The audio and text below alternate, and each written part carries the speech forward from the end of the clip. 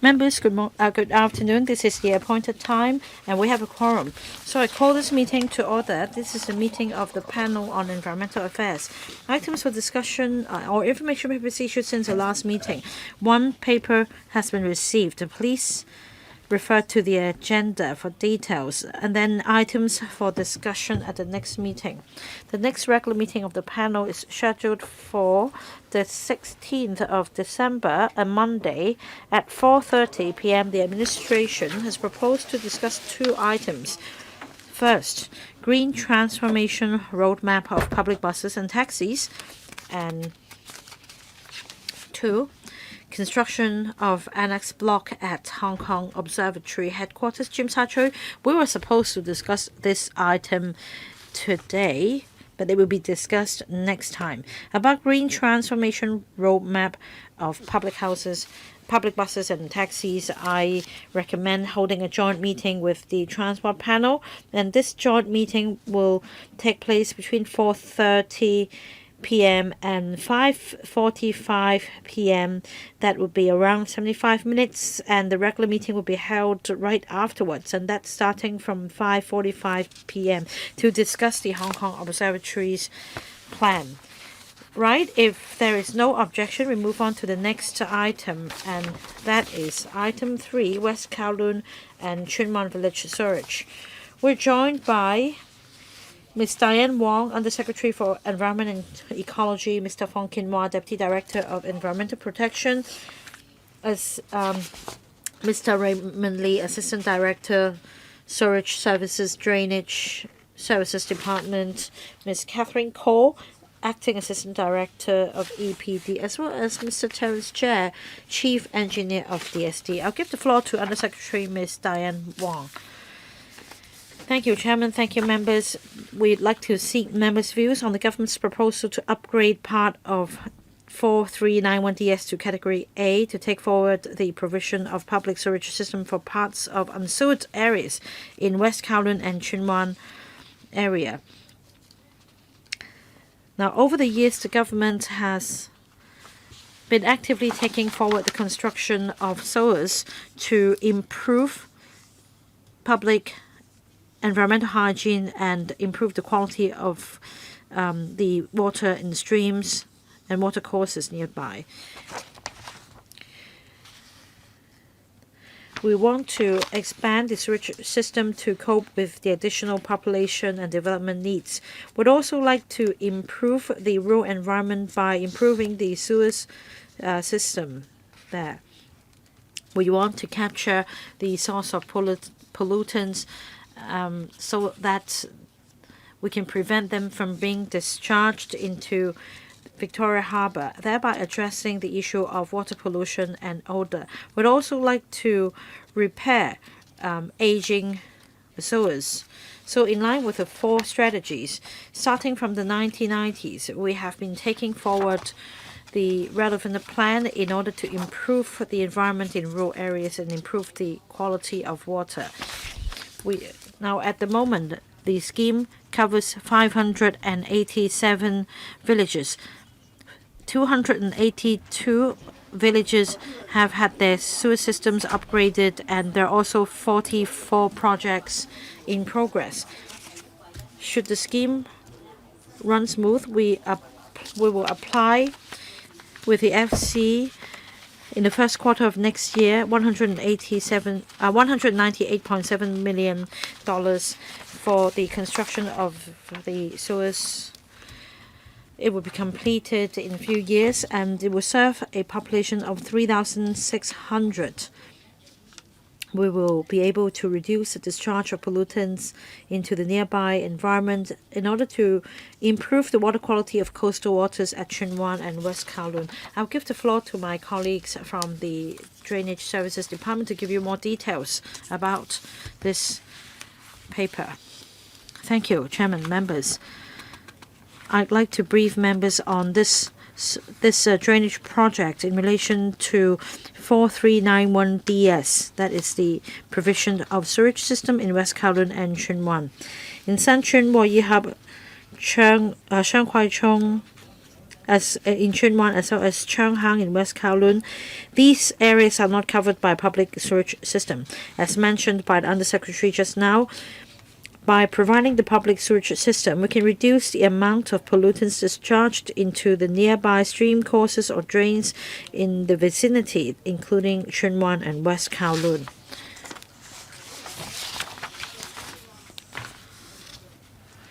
Here is our proposal. We are going to construct about 4.6 kilometers of sewers with diameters ranging from 200 millimeters to 450 millimeters. They will be gravity sewers. The proposed system will serve an estimated ultimate population of about 3,600.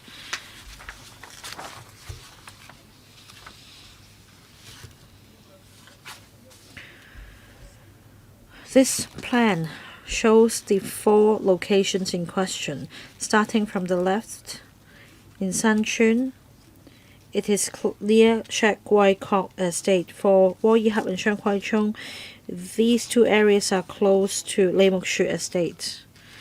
Now I turn to Changhang.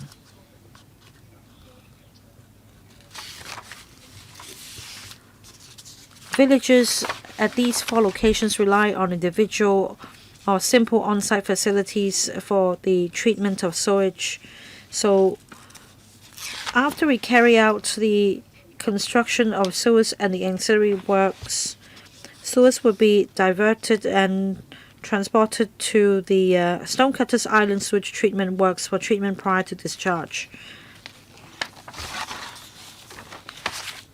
Now this drawing shows you details about the village sewage program.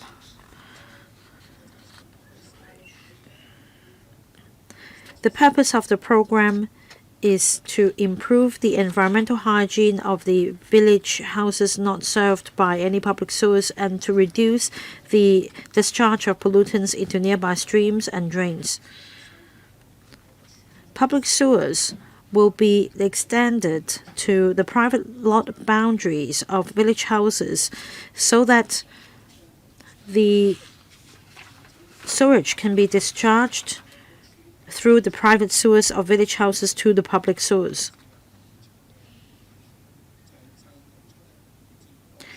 And we will have regard to the site features so that terminal manholes can be constructed for connecting the sewers.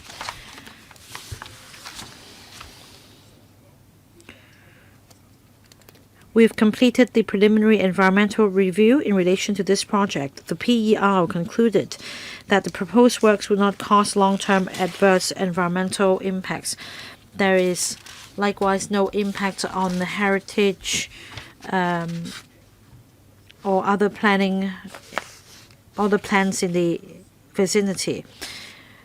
We will be resuming as few meters of private land as possible.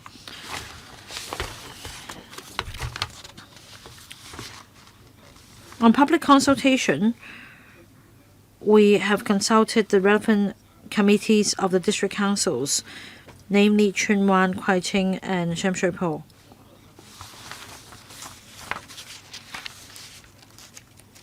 It will take about 4 years to complete this project.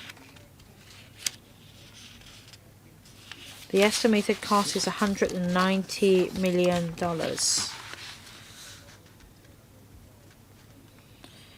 Subject to endorsement by the panel, we will submit this item to the Public Works Subcommittee.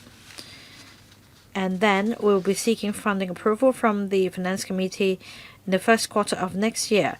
And with FC's approval, we will kickstart the project as soon as possible. Thank you. I'll open the floor for members, but let me first remind members that if there is direct or indirect pecuniary interest in relation to the item being discussed, please disclose the nature of the interest in relation to the item discussed according to Rule 83A of the Rules of Procedures.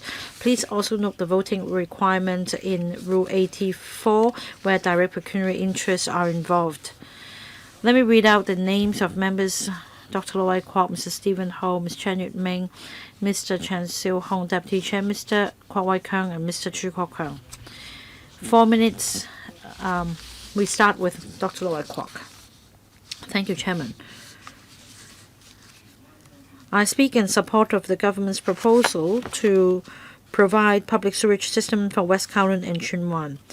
The total cost stands at about $200 million. The system will serve ultimately some 3,600 people.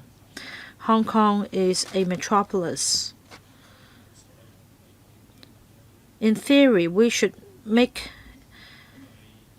public sewers accessible by every household. I inquired about this before. Some 90% of the population are covered. And for the remaining portion of our population not having access to the sewage network, they will soon be covered as well. So I give my support.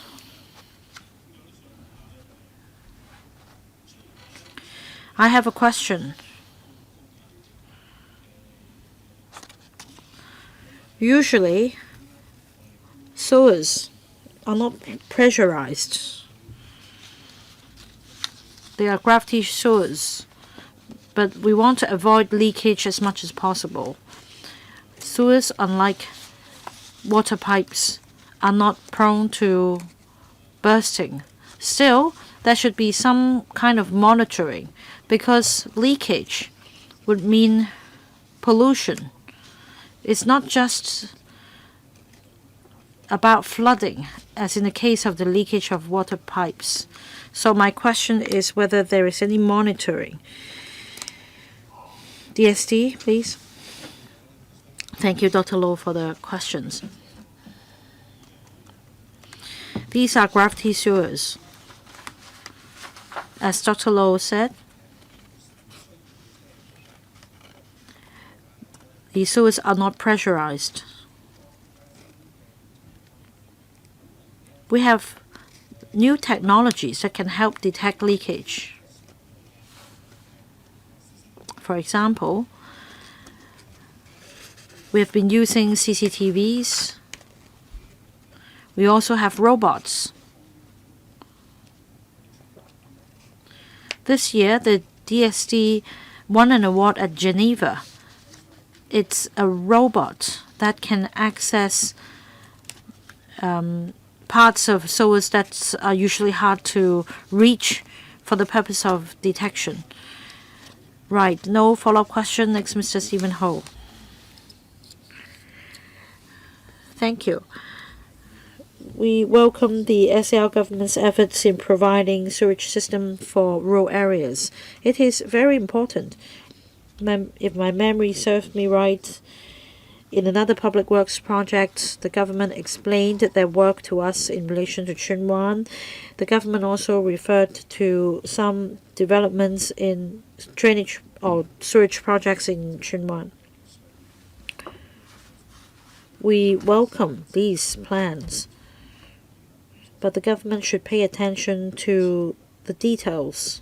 A few days ago, the Drainage Services Department briefed the DAB members on the details of the project, and I have expressed concerns in relation to underground works and that the excavated parts may not be decked properly. While in rural areas, cyclists may be prone to falling into these pits, especially at night.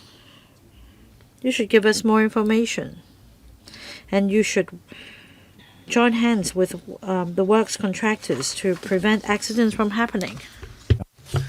Secondly, after my discussion with the government, I pondered on this for a while. I believe there will be less need for desilting because people can then use public sewers. Have you assess the possible cost for the connection to public sewers. So how would the government deal with this? And when it comes to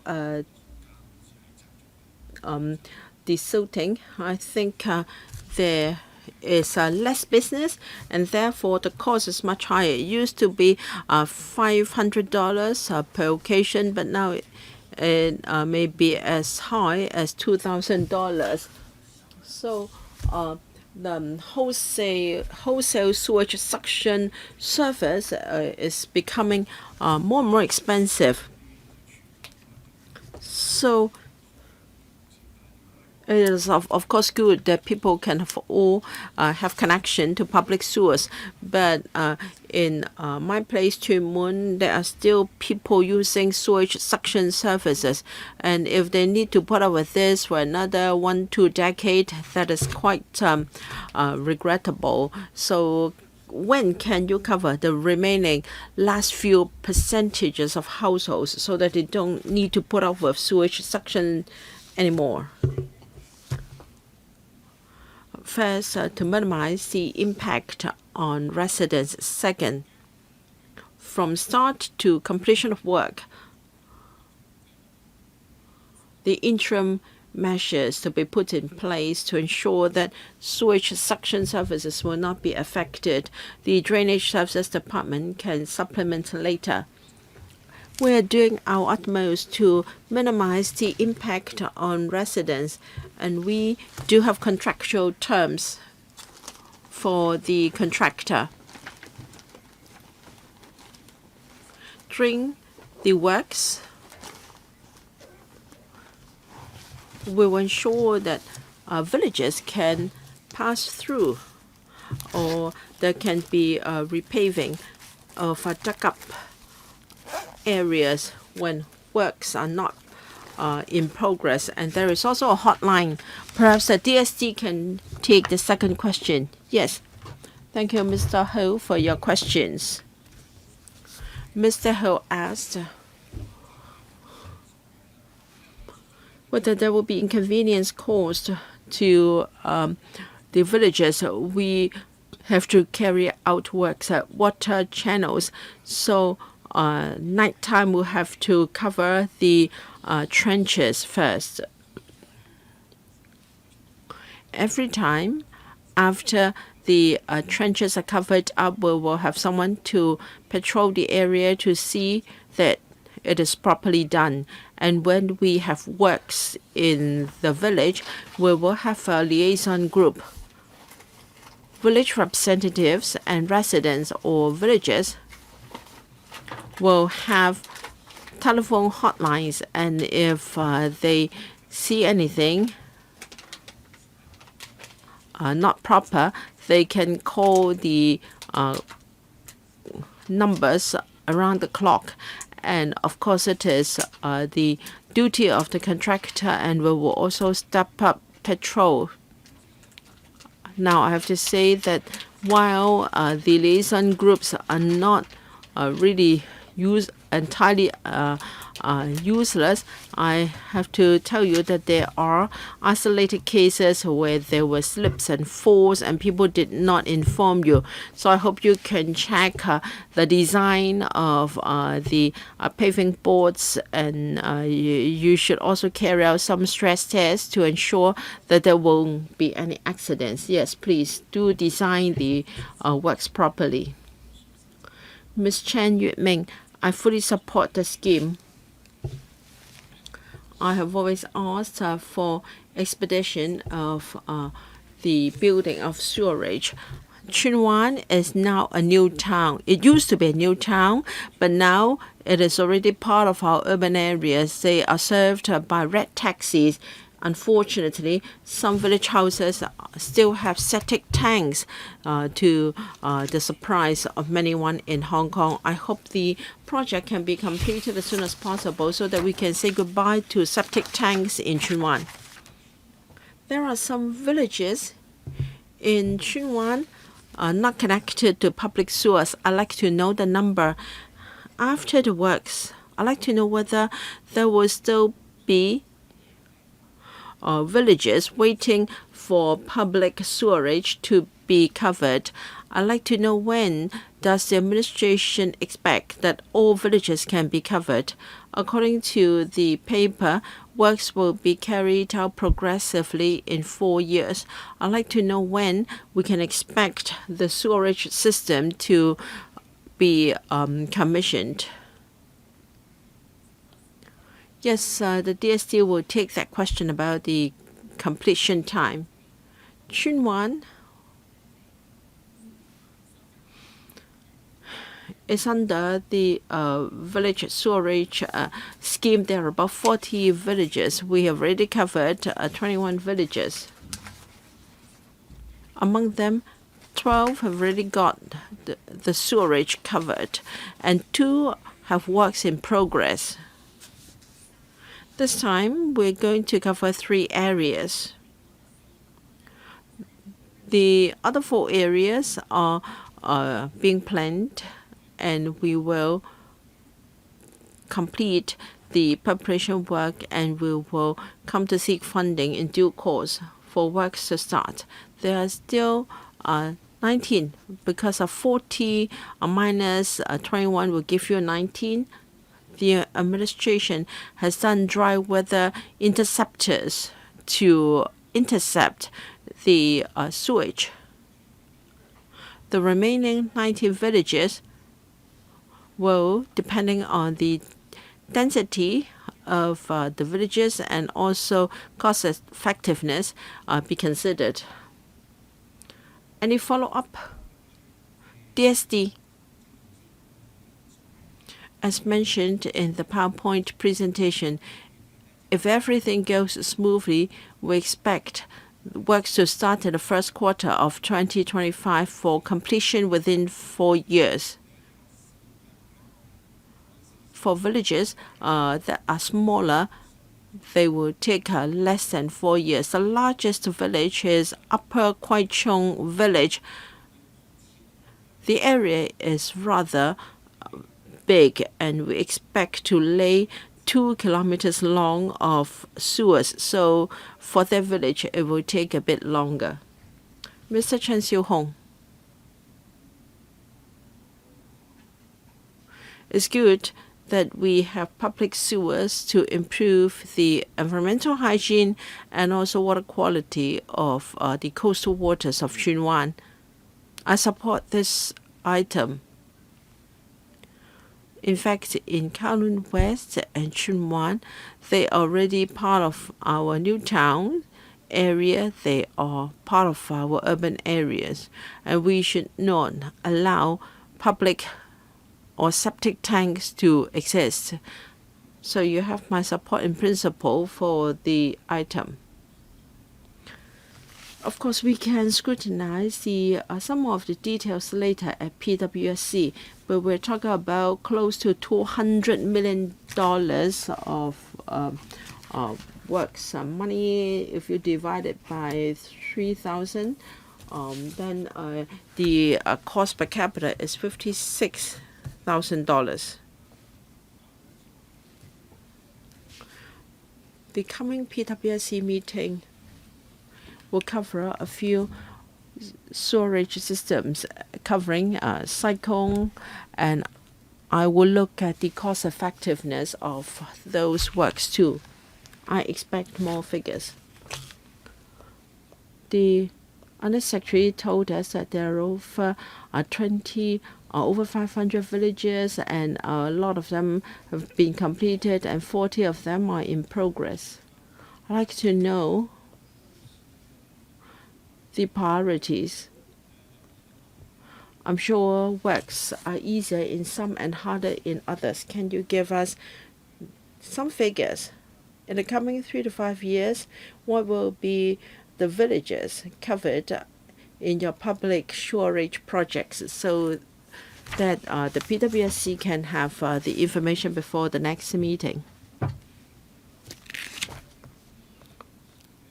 According to the paper, there are people who object in Tsuen, Yi Hop, and Changhang. There are 4 objections. In Shenchun, 2 objections. such objections were withdrawn. After explanation, I'd like to know their grounds of objection and the reason for the withdrawal of the objections. You talked about 4 years. We're talking about less than 5 kilometers and is a bit lengthy. If you need 5 years or 4 years to complete. But of course, I do understand that space between village houses is limited and you cannot open up a trench up to a few kilometers. You have to do it bit by bit. Can you tell us how you can minimize adverse impacts on the villages? So do you have a better alternative than the open and close proposal? Mr. Loy Kwok asked about the use of high-tech. Of course, this is a gravity sewer. Still, there may be the possibility of blockage and seepage and leakage, and you need to carry out repair works.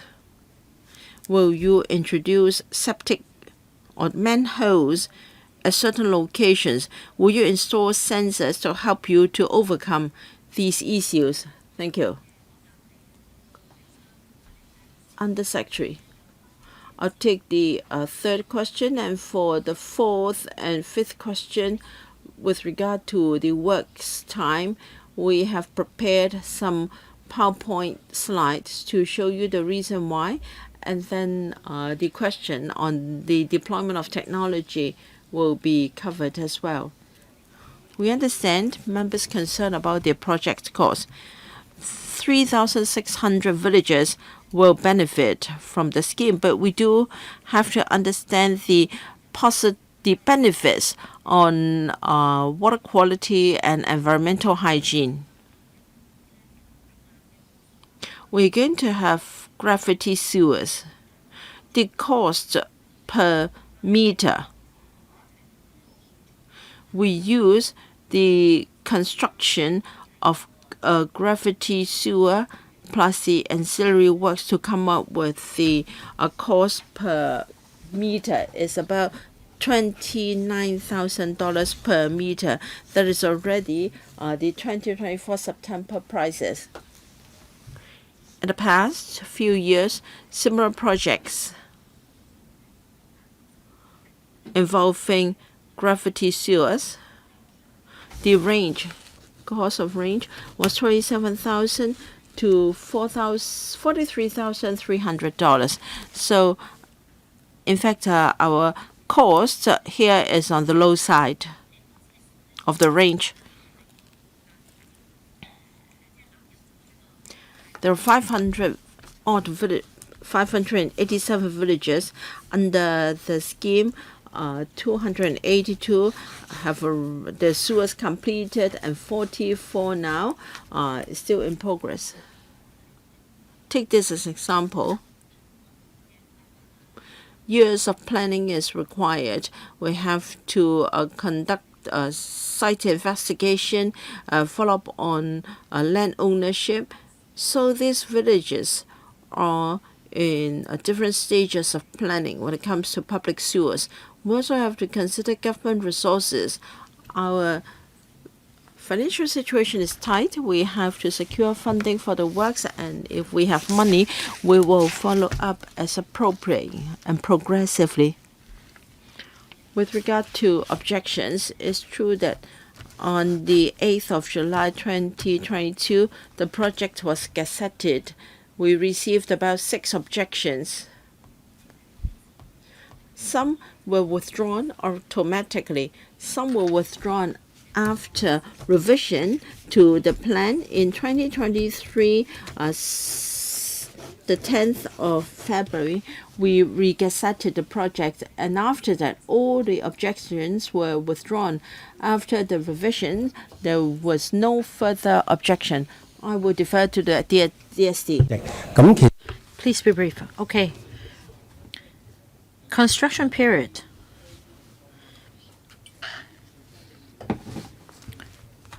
for the construction of sewers in rural areas. As you can see on this plan, the work sites are usually rather narrow.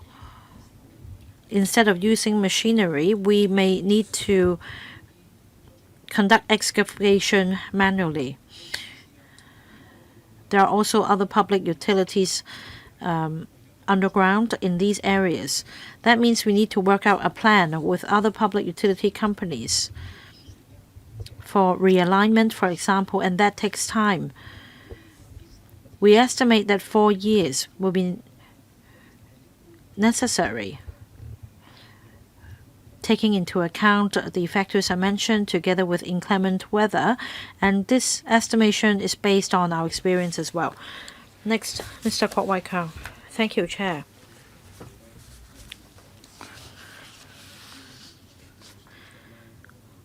We've always emphasized that in order to address the issue of water quality near shore, we need to tackle the problem at source. This project involves improving the quality of coastal waters near Tsuen and West Kowloon, so I'm going to support that. You're going to construct 4.6 kilometers of sewers, and that's about $20,000 per meter. That sounds reasonable. However, I want to stress that in 2021, you consulted district councils. 3 years have passed. Can you tell us what you've done meanwhile? Why is it taking so long? Ms. Jovi Chan also wanted me to put this question on her behalf. The residents are keenly looking forward to the project's completion, and they've waited for 3 years already. Can you compress the construction time frame of 4 years? Because that also means that the quality of coastal waters won't be improved until 4 years later, because works begin next year. So meanwhile, will you put in place measures to stop the discharge of pollutants into the stream courses and rivers as you've set out in the paper? Can you introduce some measures meanwhile? These are the two questions, Chair. Under Secretary. Thank you, Member, for the questions. Yes, we consulted Tsuen District Council, the relevant committee, Kwai Ching District Council, its committee, as well as Sham Shui Po District Council's committee between April and June 2021. After garnering their support on the 8th of July 2022, we gazetted the works, and then we proceeded to handling objections. If need be, we were to revise the scope of works. In February 2023, we gazetted the revised proposal again, and no further objection had been received. So in June 2023, the proposed works were authorized. Our next step is to seek funding support, and that is why we're briefing this panel. As explained just now, because of the complexity of the works, we need to phase it out, and that means at the preliminary stage, we also need to handle other matters such as land resumption. We want to minimize the impact cost to residents, especially during peak hours. So that has taken some time to work out an arrangement.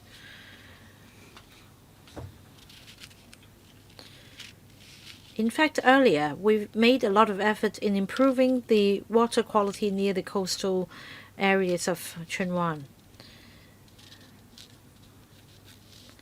That means we took follow-up actions.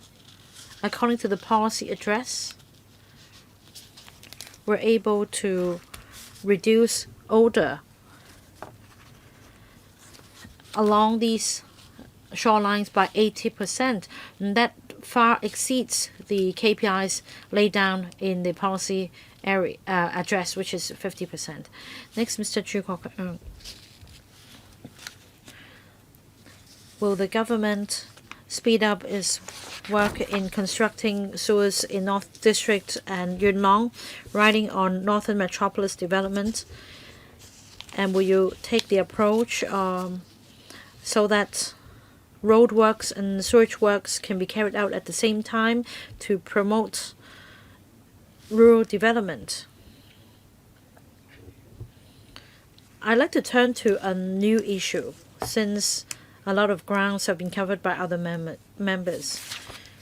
At the moment, the approach taken is to connect the sewers for the sewage to be taken or transported to the sewage treatment works.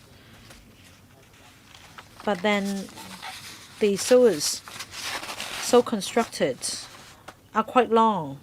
We consider taking an innovative approach, and that is using a biochemical method to cleanse and purify water in rural areas, like what happens in France, in some vineyards. It may be hard to imagine. You can make use of worms to purify water. One system could serve the entire village. So will you look into this option, Undersecretary? I'll take the first question about the latest technology. I will give the floor to the DSD. First of all, I fully agree with the member that we should leverage on the NDA developments. That means we should grasp the opportunity to improve public sewage system for the rural areas as well. We need to have regard to the relevant land uses and infrastructure planning. We do liaise with the Development Bureau when it comes to villages. That means when taking forward an NDA development, we can work on a public sewage system for the nearby villages as well to further improve infrastructure of the area. So there'll be coordination among departments so that public sewage systems can be built when the other departments take forward other development projects. Now, about water purification technologies, we on a regular basis assess the latest development around the world. The member mentioned long trunks of sewers, and if that happens, we also provide on-site treatment facilities. For example, in Sai Kung, there is a small-scale sewage treatment plant in Womei because it takes too long to go all the way to the Sai Kung sewage treatment works. As long as we're able to identify the right location for the on-site facility. However, for this project, it involves 4 locations. Existing public sewers are also available, and that is why this project entails connecting the sewers to the public sewers. I am saying that the biotech water purification method will be the most environmentally friendly way and sustainable way to treat sewage. Ms. Carmen Can. We should harness technology and improve the environment. So I support this project as it will improve the environment for villages. Last year, we came across a similar project, 339DS, in relation to the sewage for North District. Similarly, public sewage system will be will be provided. 5.8 kilometers of gravity sewers will be built, and the estimated cost is $280 million. Now, according to the administration, it seems that for this project, with an estimated cost of $198 million, is on the high side. Can you explain about the cost?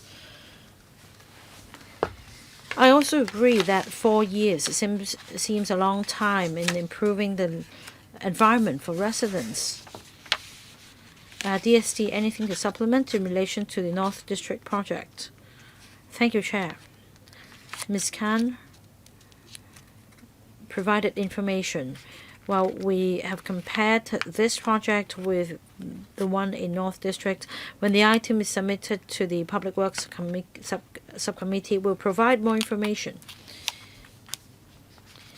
$29,000 per meter in this project is within the upper limit of cost for building sewers. I wouldn't say that it's on the high side or low side. Chairman, may I suggest the administration make better preparation before submitting the item to the PWSC, because $29,000 per meter, multiplying that by 4.6 kilometers, that comes to $134 million. Please make sure you are prepared to answer why the cost is as high as $198 million at the Public Works Subcommittee. Yes, after the meeting, we can provide further information, or perhaps we can include that in the paper to be submitted to PWSC. As for the time frame, I need to explain that it takes 3 months to complete land resumption and compensation. We need to apply for permits for the preliminary works, and that takes 6 months. There are also other works involved. Excavation of roads and laying of pipes. For new sewers, 21 months. Trenchless, another 20 months, so that's 40 months. And then stormwater drain, 7 months. That accounts for 4 years in total. We will speed things up as far as possible with a view to compressing the project timetable. Next, Mr. Tony J. Thank you. Chairman, I think there'll be a general support for the upgrade of public sewers, but there are concerns over the high costs. I have a question about the paper. I wonder if the question has been asked because I wasn't here just now. I was otherwise engaged. And I am referring to paragraph 6. It seems that there are remaining works.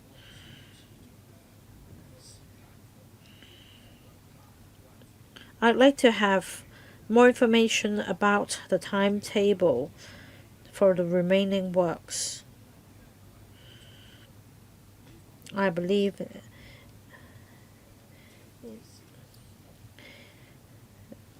for the remaining works, you need to queue up again. So tell us about your priorities. Next, about land acquisition or resumption. I know that you will resume about 200 square meters of land, so that's not large in size. Clearance of government land, however, involves works on a larger scale. Does it have any impact on the cost? Is it included, or is that a separate works order? Because government land is involved, that seems to be a large area.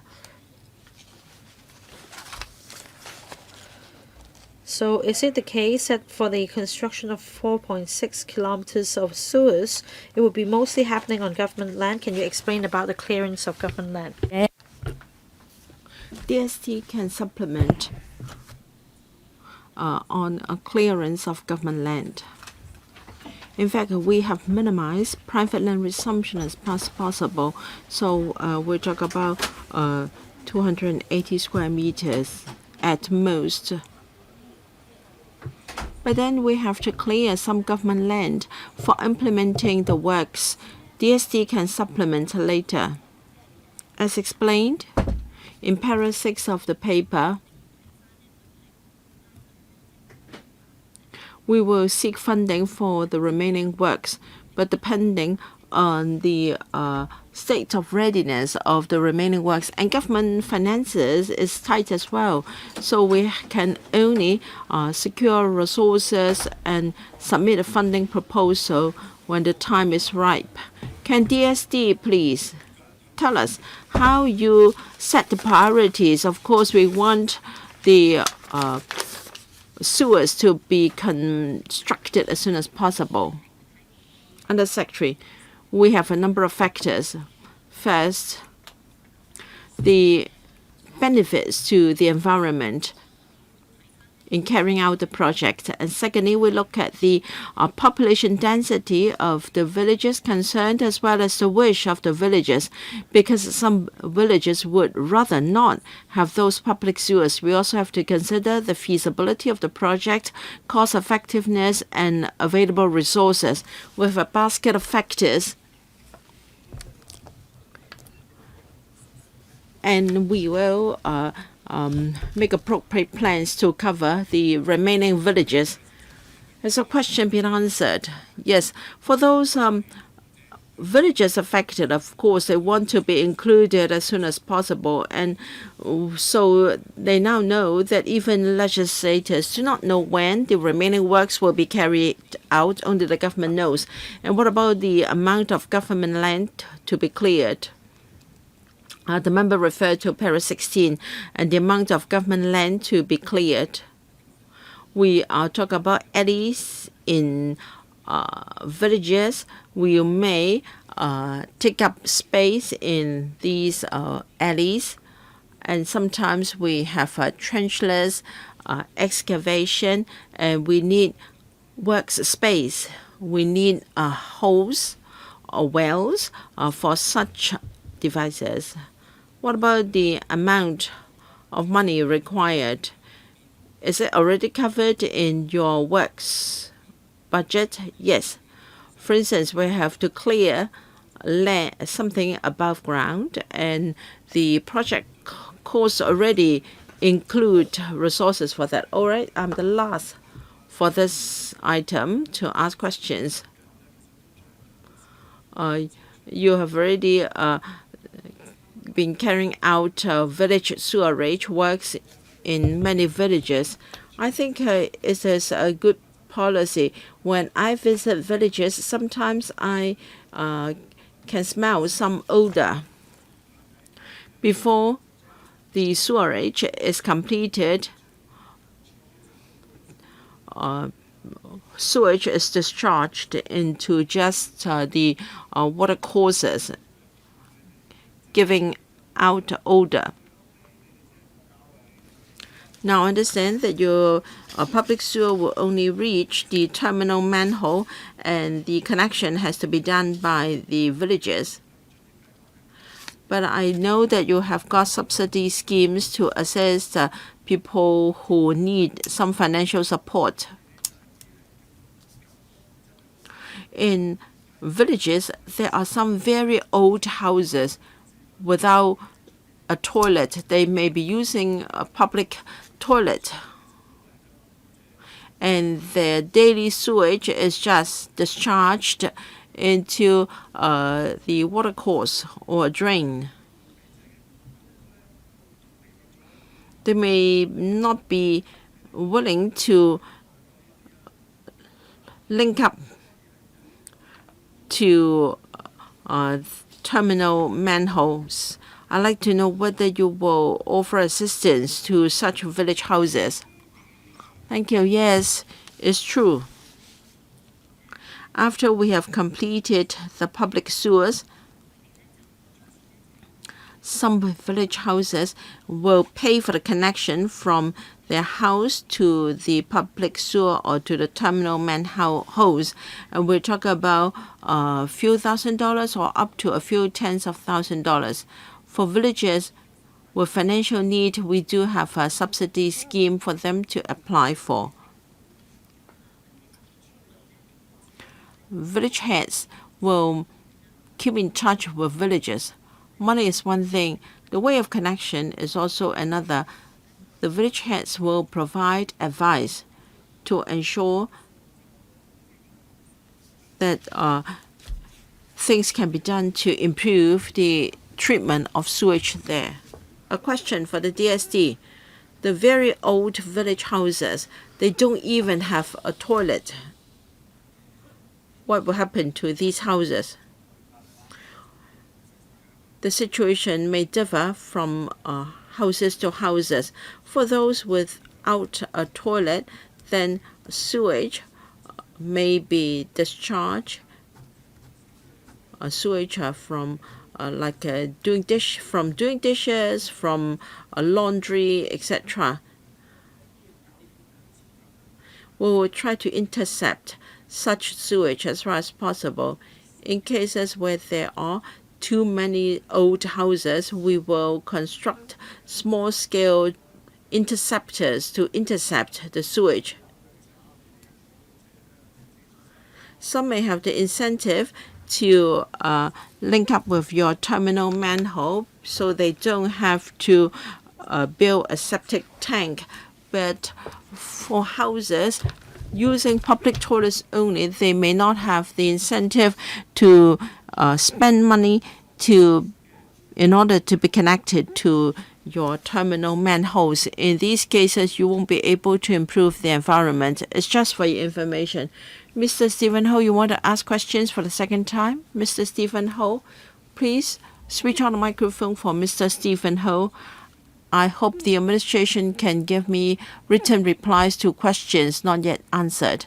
First, when can all the villages be covered so that, because sewage suction services are costly, for villages not yet covered or served by public sewers, they have to pay steep sewage suction fees. And I also like to know the variation in cost. We would like to know the cost of connection from village houses and also from rather old houses. And we need some statistics or data from the government on the design of these facilities. Yes, please provide a written reply. So judging from members' speeches, I think members are in support. Oh, one more member, Mr. Michael Tin. No, he was actually queuing up to speak on another agenda item. So I believe most members are in support of this paper. I would recommend this paper to be submitted to PwC for discussion. Do we all agree? Okay, thank you. So the next is discussion with the two power companies on the annual tariff reviews. Please invite the administration to join us now.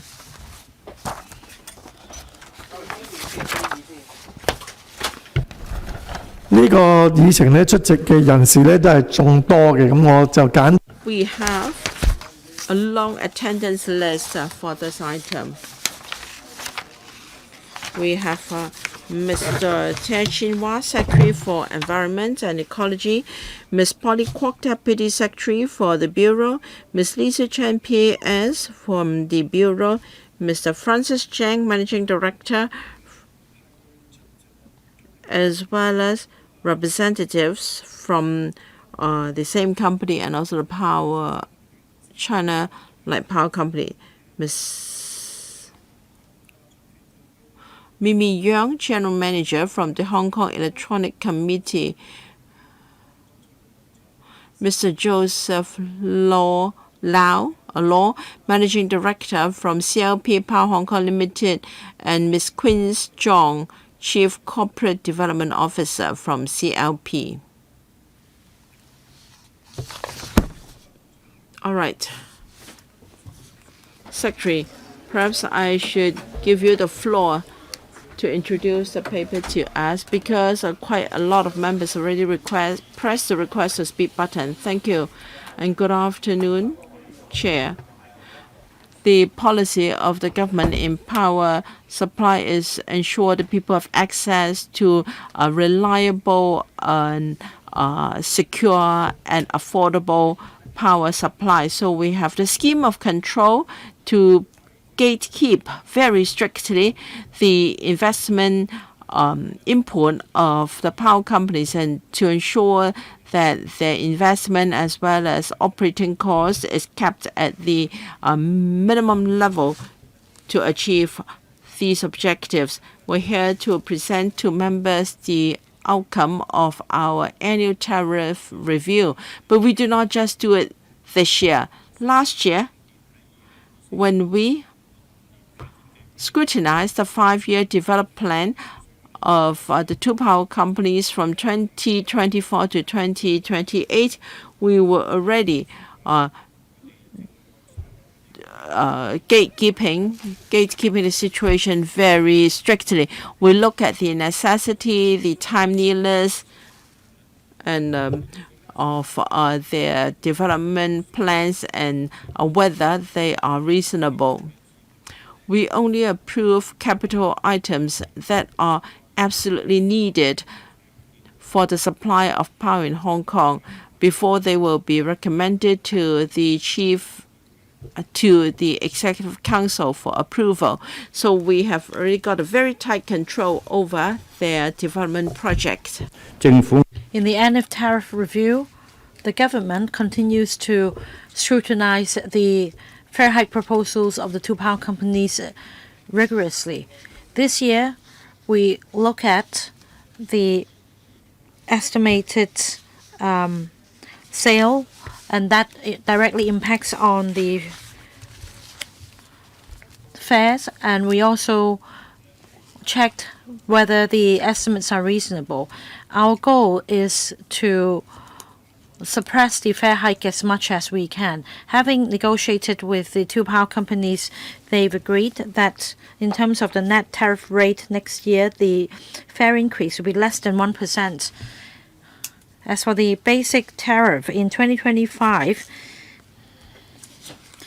it will be lower than the estimates provided in the 5-year development plan.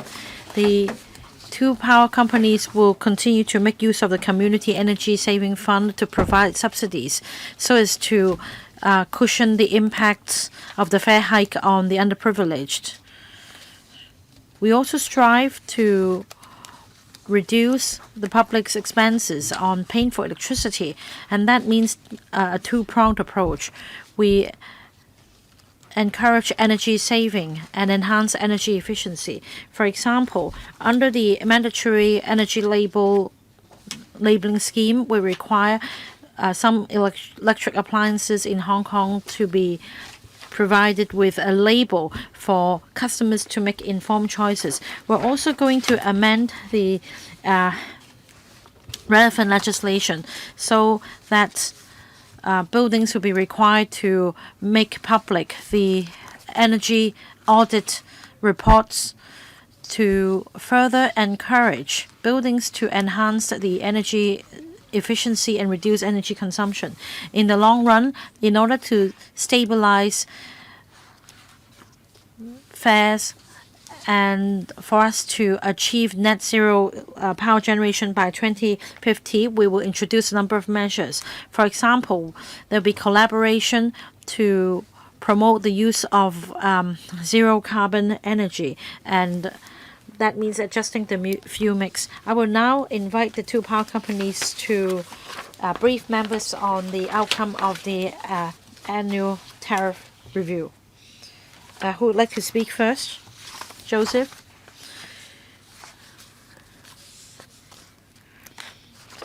Yes, I thank Chairman members. I will brief members on the arrangements. The CLP's mission is to provide safe, reliable electricity at reasonable price to promote the long-term development of Hong Kong. We understand the public's concern on electricity bills, so we control costs very rigorously. And through different measures, we suppress the rate of fare hike. In 2025, we strive to increase the fees as little as possible. $24 million will be allocated to enhance decarbonization and provide support for the underprivileged. In light of exacerbating climate change, we take a multi-pronged approach in combating climate change and enhancing our resilience against extreme weathers. For example, we add more transformers, and we also introduce anti-flood measures in low-lying areas. Through using smart systems, we monitor the power supply network round the clock to further stabilize power supply. We enhance public education to enhance public awareness on the quality of various forms of energy supply and provide suitable customer support. The CLP will continue to promote green commuting. For example, we have different EV charging proposals for service providers. We also work with petrol filling stations so as to quicken the pace of installing EV quick chargers. We also have an alliance on green commuting to promote the popularization of EV commercial vehicles in Hong Kong to make Hong Kong a low-carbon city. In the future, CLP will continue to support the socio-economic needs of Hong Kong's development by upgrading our facilities to support the construction and developments of housing, new development areas, as well as data centers. Alan will brief you on the annual tariff review in 2025. There will be a slight adjustment to the tariff. For basic tariff, it will go up by 1.4 cents, and starting from January 2025, the basic tariff stands at 98 cents. For the fuel charges, it's 46.3 cents. That means 0.98% increase comparing to the previous year. Now, in light of labor shortage, increase in material costs, there is cost pressure on CLP. At the same time, we understand the public's concern on electricity tariff. We'll continue to introduce cost control measures to stabilize prices. International fuel prices in recent years have gradually stabilized, but then there are still geopolitical tensions. International fuel prices remain high. We'll continue to control fuel costs with prudence. We take a diversified procurement approach so that we can have more competitive edge to ensure stable pricing. The CLP has been striving to achieve safety, reliability, as well as reasonable pricing. In fact, we're faring better than our international counterparts. We reduce gas emission by 90% and carbon intensity or carbon emission by 60%. Extreme weather events happen more frequently in Hong Kong in recent years, and it poses a major challenge to Hong Kong. Overall speaking, we're able to maintain a very high level of stability in power supply. We also at the same time understand our position in supporting steady development of Hong Kong. Power supply is the cornerstone to the development of any city. We're going to introduce some short, medium to long-term measures to enhance our resilience against extreme weather events.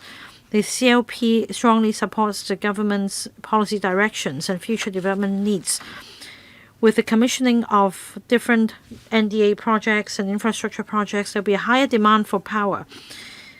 We will fully cooperate with the government in taking forward different development projects to meet demands in housing, in I&T development, etc. We will continue to enhance our power supply network. We also fully support sustainable decarbonization strategy and the development of Hong Kong into a smart city. The new generating unit in Long Kwu Tan was commissioned earlier this year. Together with the offshore facility, we will be able to enhance our decarbonization efforts. We've also been promoting green commuting. We support the use of electric vehicles both by private car owners and commercial owners. At the same time, we plan to install smart meters for all CLP customers. This will be completed by 2025 so that CLP customers will be able to check the information via the mobile app. We will continue to provide digital services to help Hong Kong go carbon free. Through Community Energy Saving Fund, next year $240 million will be allocated to introduce decarbonization strategy and help the underprivileged. To cope with extreme weather events and climate change, we need the community to support us. $50 million will be set aside from the community fund to roll out a new scheme to encourage territory-wide effort in decarbonization so as to help Hong Kong achieve this goal. For example, there will be one-stop energy advisory service. There will also be subsidies for the needy families to replace their air conditioners with the latest models to reduce energy consumption. We'll also provide advisory support to buildings so as to achieve energy efficiency. $58 million will also be set aside under the CLP consumption voucher schemes, benefiting about 580,000 families. We are going to encourage the public to spend locally so as to bring more opportunities for retail sector and food and the F&B sector in order to drive economic growth. $50 million will be set aside in a subsidy scheme to help grassroots families and subdivided units referred by NGOs so that they receive electricity subsidy. We'll continue to exercise prudence in our spending so that we continue to provide reliable power supply to the people of Hong Kong and continue to fully support economic development in Hong Kong, and we'll continue to spend over effort in supporting the underprivileged. Thank you. Next, will the HEC start its presentation? Mr. Zhang.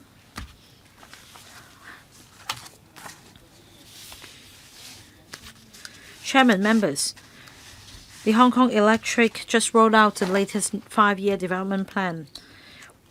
We will ride on the opportunity of upgrading the generating units and continue to increase the use of renewable energy in the fuel mix.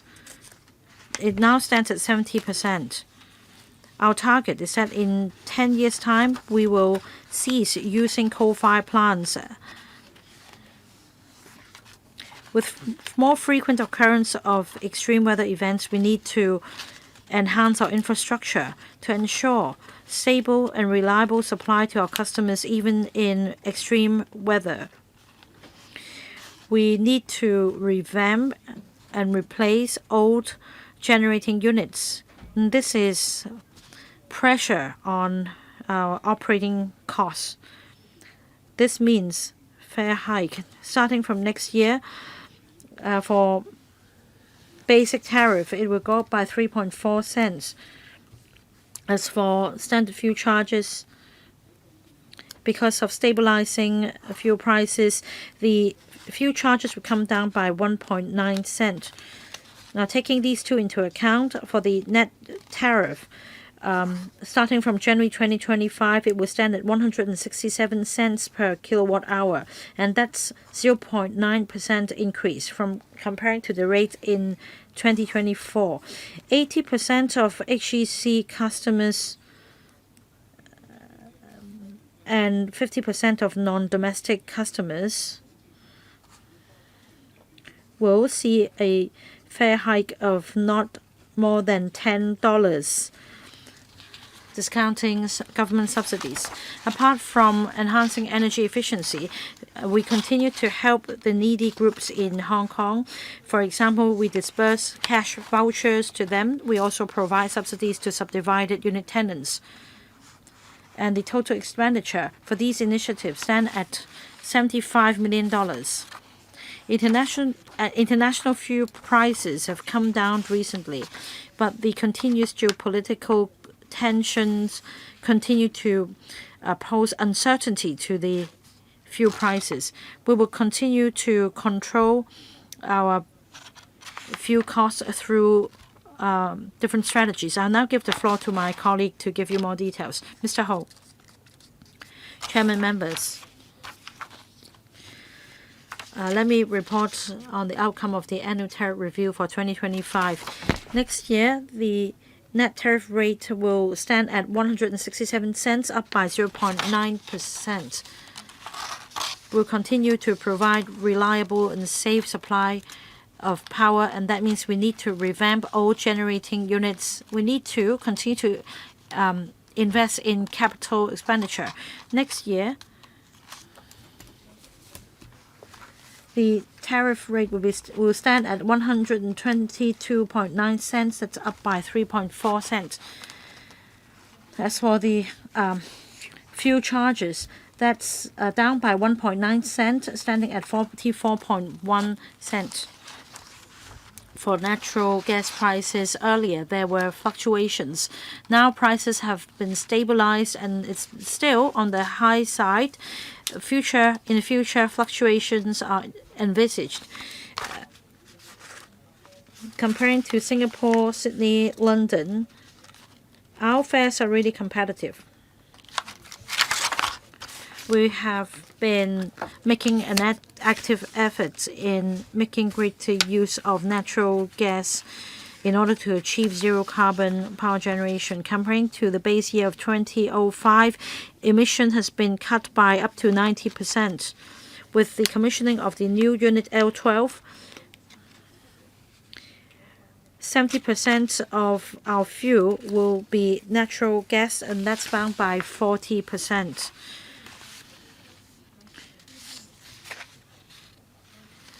In recent years, we've seen more frequent extreme weather events, and that means we need stable supply of electricity. It poses greater challenge to our operations. Our colleagues have remained steadfast in their respective positions so as to ensure stable supply of electricity. We believe this year we'll be able to achieve 99.9999% reliability. Now, looking ahead, we need to revamp and invest in new generating units. For L13, that's the latest unit. It will be commissioned in 2029. We're preparing for the groundwork. By then, it will replace an old generating unit to ensure stable supply.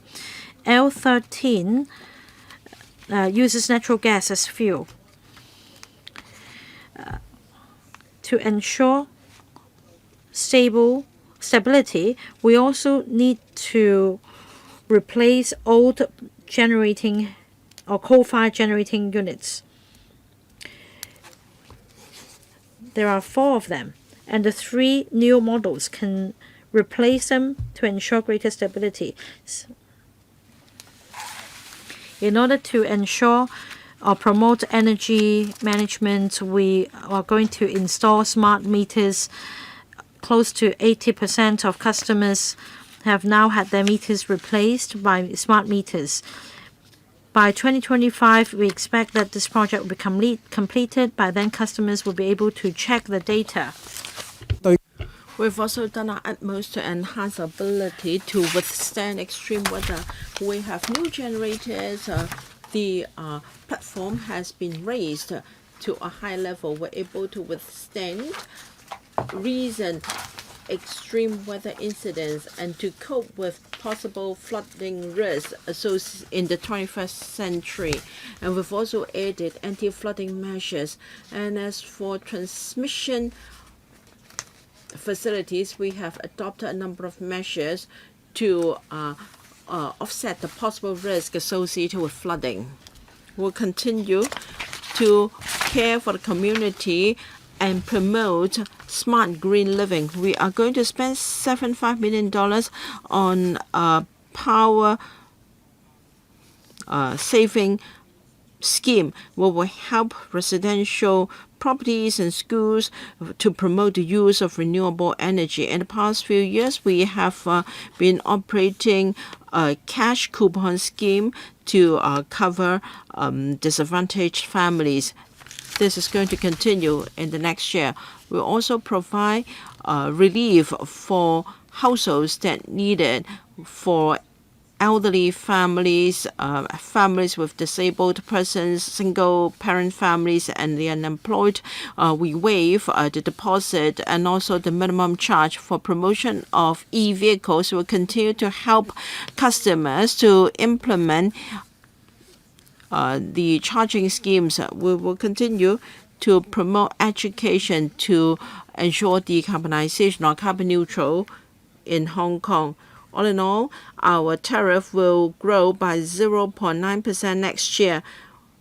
In addition to promoting low carbon power generation, we will ensure our ability, will boost our ability to withstand extreme weather, to continue to provide world-class reliability power supply, and will continue to promote green smart living and care for the community. Thank you. Any supplement from the Secretary? No. Now, there may be replies from the power companies. May I remind power companies that your speeches will not be protected by the Electrical Power and Privileges Ordinance. And may I remind colleagues that in our archive, you'll be able to have access to documents marked confidential by the two power companies. However, you must not disclose such information to an outsider. You must not disclose such information, the information of one power company to another. And the sensitive information or confidential information on papers tabled have been deleted or blackened. All right, members, waiting to speak. Chan Can, Michael Tian, Benson, Luk Luk Wai, Kwok Chan, Yu Ming, Luk Chun Hong, William Wong, Edward Leung, Elizabeth Kwok, Frankie Yik, Carmen Kan, Tony Zhe, Doreen Kong, Judy Chen, and Lau Kwok Fan. Each member can have up to 4 minutes for questions and answers, but I believe we may overrun our scheduled meeting time, so I will first extend the meeting for 15 minutes, so please observe the time limit. Thank you. Chair. Mr. Chen Hak-Kang, although the rate of increase for both companies is lower than 1%, however, the signal to the community is very negative. Today, we approve a tariff increase for power companies. Tomorrow, it will be bus fares, and yet another day may be for Hong Kong Gas. So this will start a spate of fare and fee increases, and there is very little legislators can do. We can only criticize the government.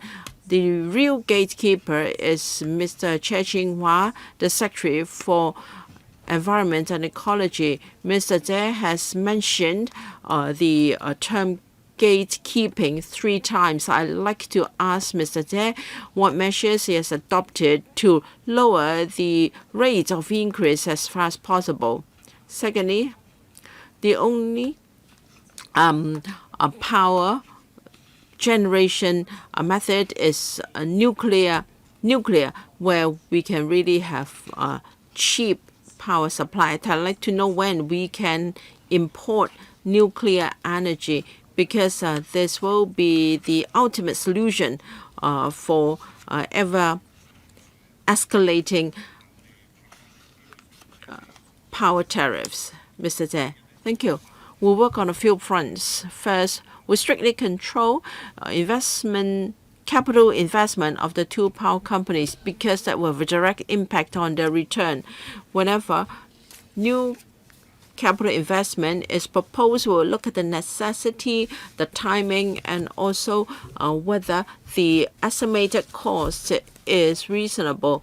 We will vet such proposals very carefully to minimize the capital investment. Secondly, we also consider the operating cost. It has to be reasonable. And secondly, we look at the projected power, the amount of sale.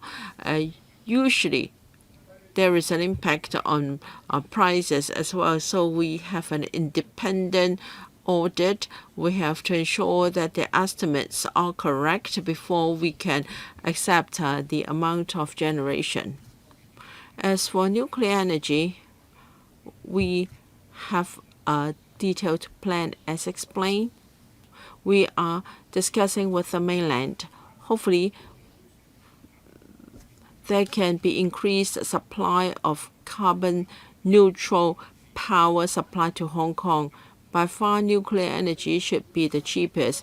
We have planned a major nuclear collection point at Area 132 of Zhangguan O.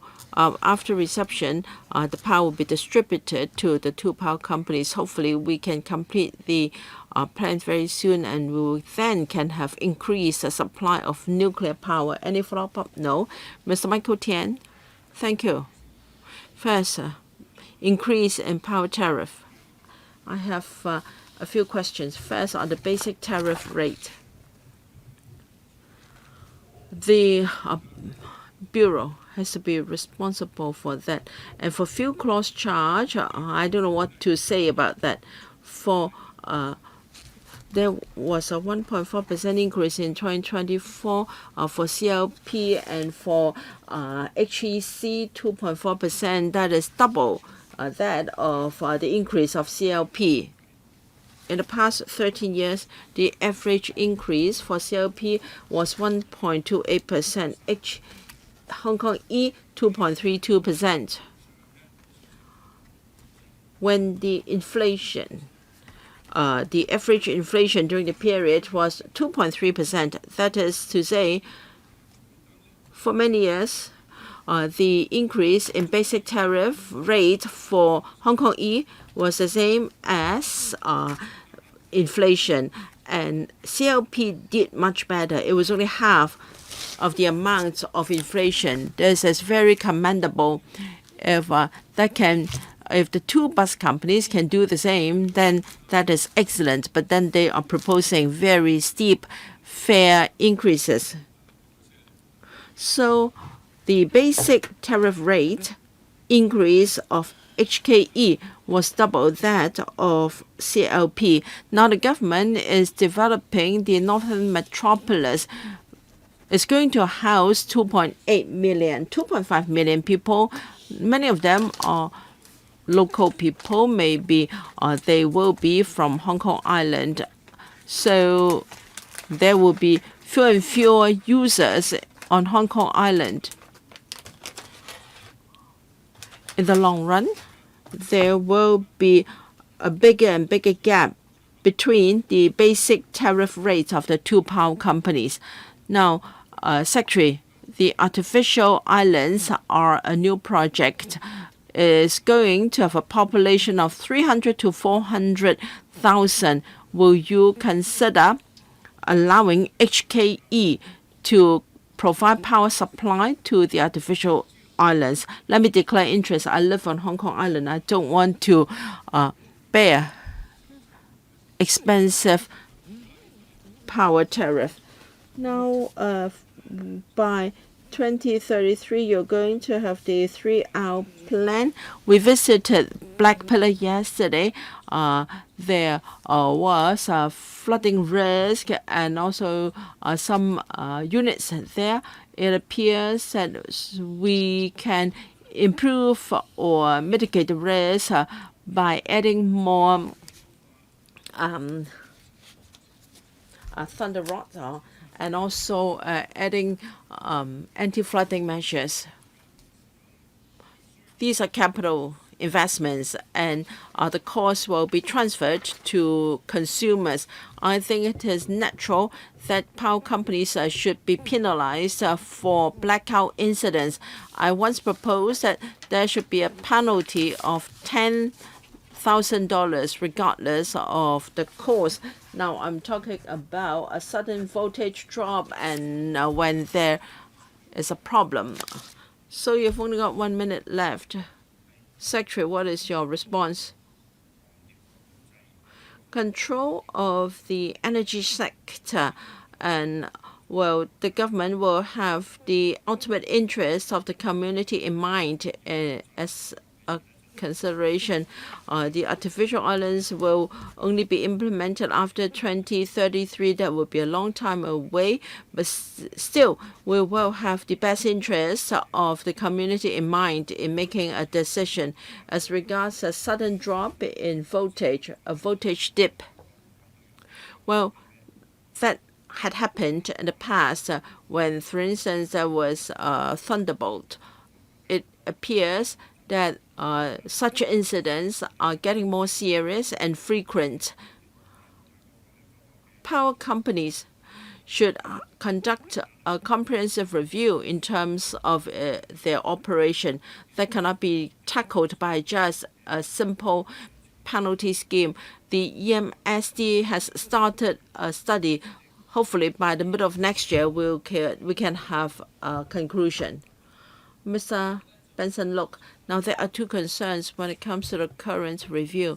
In 2023, there was a 5-year plan approved by the government. Now we should promote new emerging industries. We should ensure reliable power supply. We should achieve carbon neutrality, etc. All these measures have an impact on the electricity tariffs. Now for next year, there would be a slight increase in power tariffs as a result of the 5-year plans. Now in 2002 and 2004, there was a 6% increase of CLP, much lower than the prevailing inflation rate of 6.7%. So such adjustment is expected. Still, tariffs are subject to a basket of factors such as capital investment, the fuel costs, and operating costs, etc. Fuel prices in the international market have a major impact on our tariff adjustment. So, a question for the administration. How can we ensure that our net tariff rate will not be so much impacted by price fluctuation of fuel in the international market? And as for the handling of power incidents, in particular incidents caused by the weather, I think we must have a visionary approach. Voltage dips will affect our members of the public. People will be caught in the elevators as a result of a voltage dip. So we should take a preventive approach rather than a punitive approach. How can we prevent a voltage dip? As we all know, there are ways to prevent people from being caught in an elevator. We should have a device to reactivate an elevator. I hope we can expedite we can enhance the promotion and installation of such a device. I'd like to know the progress of work in this area. Secretary, about the device, I will invite my colleague to take that question. On international fuel prices and the impact on net tariff, there are 2 points. First, we promote greater collaboration, especially power supply from mainland. I believe this will certainly help stabilize tariff in the future. Last year, during the interim review, we made this request to the power companies. Now, should there be a substantial increase in international fuel prices, according to the mechanism introduced last year, there should be an alleviation or adjustment mechanism to alleviate the impact of the surge in prices on net tariff. I'll give the floor to my colleague. The Development Bureau and the URA have schemes to help old buildings install lift devices.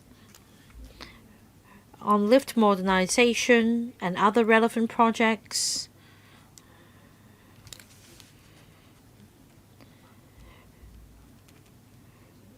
we've included the installation of the automatic devices as mentioned by the member to tackle voltage dips so as to reduce the instances of people being trapped in lifts after voltage dips. Next, Dr. Loy Kwok. Chairman, as I said,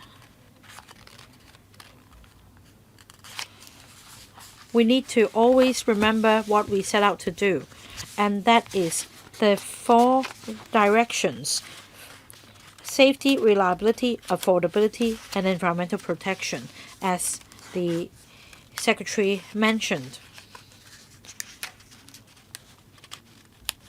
Indeed, we are increasing natural gas in our mix, and this definitely causes an increase in tariff. It is inevitable. So we need to be pragmatic in considering the annual tariff review. On safety, I'd say that these 2 power companies are performing very well among their international counterparts. 99.9999% reliability. That's really rare among global energy providers. So we need to remember what we set out to do, and we need to control costs to the best we can. Some old power generating units will have to be phased out and replaced. That means capital investment. And the 2 power companies have done the level best in procuring cheaper fuels. The offshore natural LNG terminal was commissioned last year.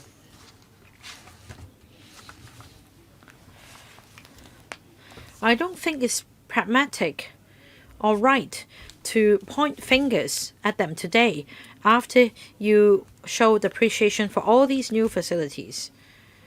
Now, there will be a slight upward adjustment of tariff in 2025. For CLP, the rate is 0.9%.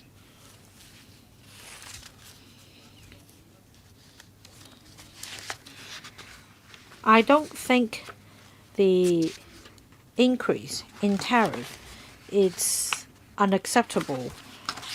However, our goal is to achieve zero carbon power generation by 2050, and by 2035 we should cut carbon emission by half comparing to the base year 2025 level. And the subtext is that we need to import clean energy from the mainland.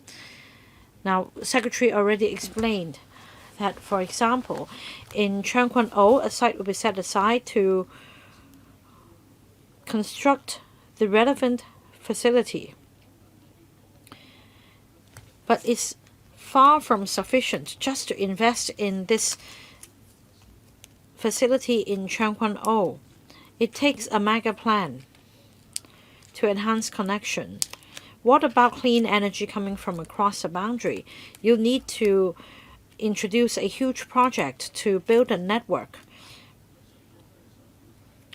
We're now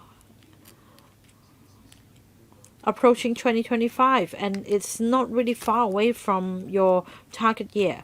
You need to tell us your concrete plan as to how you take it forward. Secretary. Dr. Lowe's made a very good point. All along, the two power companies have provided stable power supply, power to Hong Kong. As for the way forward, the CLP will be funding a study or a review on the grid.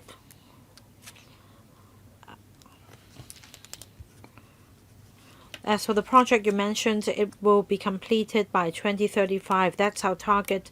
We are approaching the final stage of design and planning and will soon be submitting a proposal to Electrical. We understand the urgency. I represent the construction sector and I am concerned about the workload as well as the construction timetable or time frame. I'm concerned that by then there will be a severe manpower squeeze. Ms. Chen Yutming, I have 3 questions on the power supply for Northern Metropolis. Northern Metropolis entails industrial development. Preliminary works are being carried out in phases. This year's policy address refers to some pilot sites, and that means for Northern Metropolis, the power demand will be different from other urban areas. Now, there is Santin Technopole, Sandy Ridge, and Fanling Inno Park. What is the government's plan to ensure stable power supply? There is also I&T site proposed in the policy address in Sandy Ridge. It will be expanded, and Sandy Ridge will be the first I&T site available in the market. I want to know more about the infrastructure in Sandy Ridge. Comparing to other cities, for the CLP tariff for commercial tenants, does it enjoy any advantage? In light of increase in demand in the northern part of Hong Kong, will it affect the tariff for commercial customers in the future? Secretary, anything you'd like to add?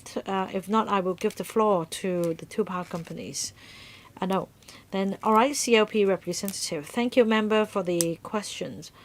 The CLP has been providing reliable power to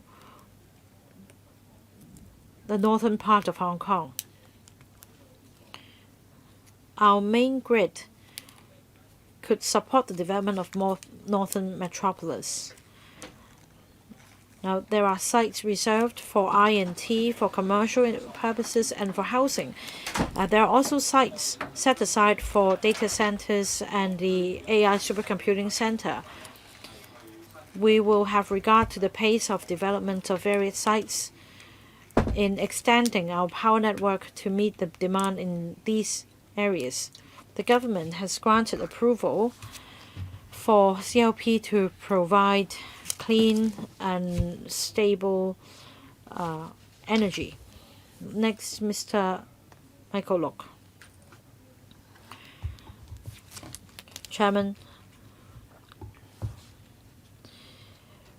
well, the CLP and the Hongkong Electric have proposed tariff increases, some 1.4% or what? Well, 0.9% and 0.98% actually. I mean, on the whole, they are proposing tariff increase. They're given a guaranteed permitted rate of return. That's 8% of ANFA according to the scheme of control agreements. They should do their best to make sure that tariff increase will be reduced to a minimum for our people. I know that there are operating costs in basic tariff, and you've proposed an increase by 2.4 cents. I've heard recently that there is a repair issue of D1 unit in Black Point Power Station. This unit is quite new. It's just been repaired. I understand that it's being tested. It's a new unit, why is it suspended for so long because of malfunctioning? Will it impact on our decarbonization goals? Has anything been done to find out the cause of the malfunctioning? Where does the liability lie? Has the CLP looked into the issue? Will this cause, is it the cause of tariff increase? I'd like to hear from the CLP. The other thing I heard about is some assets of CLP going missing, and that it will have to be written off, and that means additional expenditure. Does it translate into tariff increase again? Now, I wrote to the chairman, but I only did so recently. I haven't yet heard from them. Increasing power supply from the mainland is one way out to control tariff increase. According to the government, 70% of power will come from the mainland by 2030. At the moment, it stands at 50-60%. According to CLP, they will go by the existing approach of having a dedicated channel and unit from Daya Bay. Is it really the best option?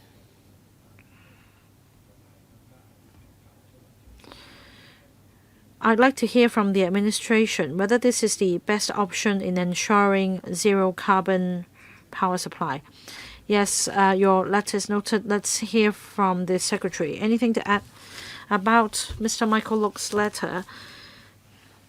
I just returned from Azerbaijan yesterday. I read this letter only yesterday. I have to first inquire with the two power companies before I give you a reply. Perhaps at this stage, I should invite the power companies to respond to your question. You ask about our future approach. We are looking at different options. We want to find the best option for the interests of our people. The top priority is our people's interests. But we do have plans in relation to site allocation to increase power supply. Right, CLP, the floor is yours. If need be, you can provide a written reply. We've done our level best to meet the requirements under the scheme of control agreements, including meeting local power demand and to support future development. In Black Point Power Station earlier, there was malfunctioning of one of the units. The CLP immediately arranged for inspection and repair with the manufacturer. There was no impact on power supply. In our daily operations, we've made provisions for such contingencies for the purpose of repair, so it does not impact on tariff in any way. Professor William Wong, thank you. I have two questions. The Northern Metropolis is a major development for the future. It involves data centers, supercomputing centers, as well as R&T development and railway development. There will be a huge demand for power. My question is whether the existing power grids could support the developments, especially for the AI supercomputing center. It's going to eat up a lot of power. And there is a need to ensure stable power supply. Does the government have any plan to ensure stable supply? My next question is this. AI is the latest trend. It also consumes a lot of power. Does the government intend to specify certain ratio of energy being renewable energy to be consumed in northern metropolis so as to meet the goal of carbon neutrality by 2050? Secretary, on the first question, would it require CLP to consider the future development of the northern metropolis? And I think I should defer to the company to explain how it prepares for the future demand there. And secondly, will we dictate a certain amount of renewable energy under our plan for 2025? We consider the territory as a whole. We do not specify the power mix or the energy mix for a particular area. We consider Hong Kong as a whole. As I explained in the past, by 2035, our target is 60 to 70% of our power should be carbon zero energy. Mr. Law, CLP is committed to providing power supply for the northern metropolis. We have reserved a sufficient power capacity for various needs in the northern metropolis, covering the demand from INT, from housing, from data centers, etc. We have reserved sufficient capacity. By 2030, we have reserved 1,000 MPa of power. They already cover the Sentin Technopole, the data center at Ling, and the supercomputing center. If the developments go faster than planned, then we will expedite our plans in order to cater for the different power needs there. Thank you. Mr. Edward Leung, the proposed increase about 1%. But in fact, for the basic tariff rate, CLP will go up by 1.4%, Hong Kong E by 2.4%. It's just that the net rate is lower because of the fuel clause charge. For the council, we have no choice but to accept their proposals because we do not have any role in gatekeeping. Under the scheme of control agreement, the government doesn't require approval. It's totally the two power companies' decision. I'd like to ask the administration whether in the long run this system will be reformed. The government is trying very hard to suppress the capital investment as well as the operating costs of the two companies. In fact, that will be at the expense of the community because in the long run, we will have less power infrastructure. So we should not adopt such a silly approach. Rather, we should ensure that the government has a say over tariff increase of power, which is a strategic resource. We have to ensure that the government has a role to play in future tariff increases. Secondly, can we adopt a system similar to that of taxi fares? For instance, for low consumption households, there should be no increase. For high consumption users, there will be tariff rate increases that will serve as an incentive for people to consume less and is also a way to care for the low-income families. Secretary, thank you, Mr. Leung, for your questions. Our gatekeeping will have a direct impact on the net tariff rates.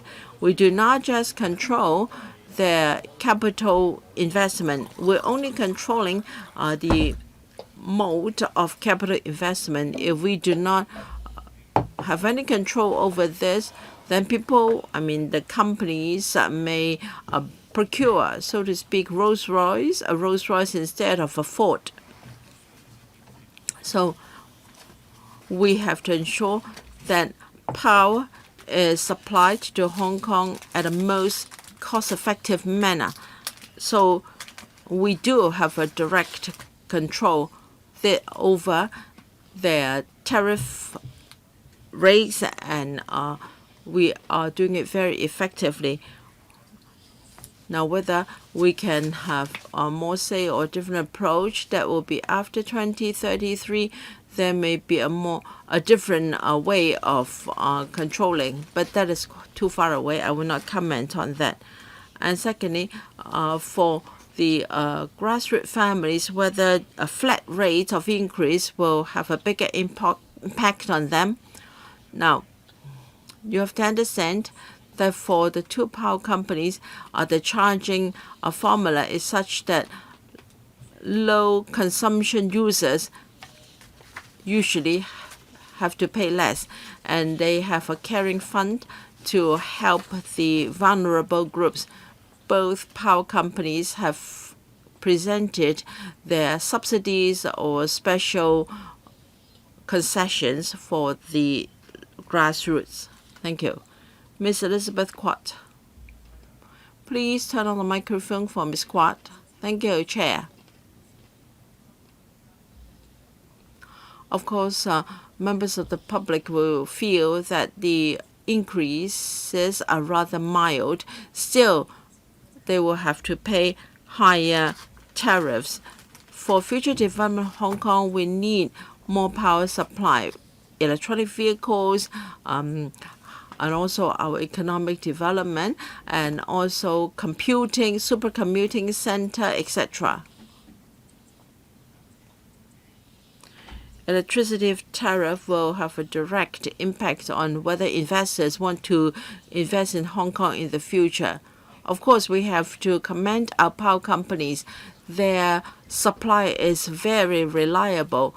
HKE talked about 99.9999. That is very competitive. Still, we should keep the power tariff as low as possible to enhance our competitiveness.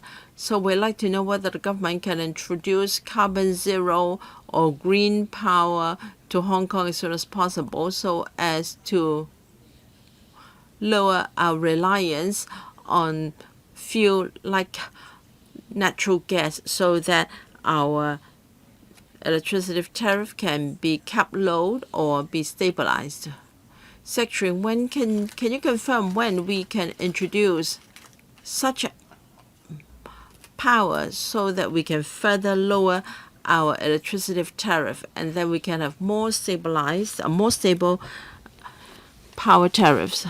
Secretary, thank you. I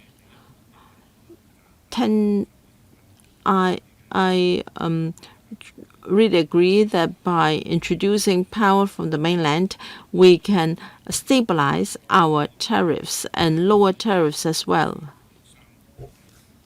Our power saving measures can be commenced in 2035. I believe by 2035 we'll be able to import nuclear power into Hong Kong, but that doesn't mean that we have to wait until 2035. The CLP has got the Daya Bay Hong Kong transmission cable. It is already supplying 20% of its power generation to Hong Kong. It can be further boosted to 30%. So through the cable, hopefully we can boost power supply from the mainland. And come 2035, when we have that facility in Area 132 of Zhangguanou, we can increase the amount of carbon zero power to 60%. Can the CLP tell us when they can boost the supply of nuclear power to 35%? Now, for CLP, that's the case, but for HKE, they will have to wait until 2035. What about users on Hong Kong Island? EV users, example, they will have to put up with high power tariff. Is there any solution? True, for the Hong Kong EU, we have to wait until the power reception facilities are completed in 2035. Prior to that, we can only curb its capital investment. CLP, any supplement? Next, Mr. Frankie Yick. Thank you, Chair.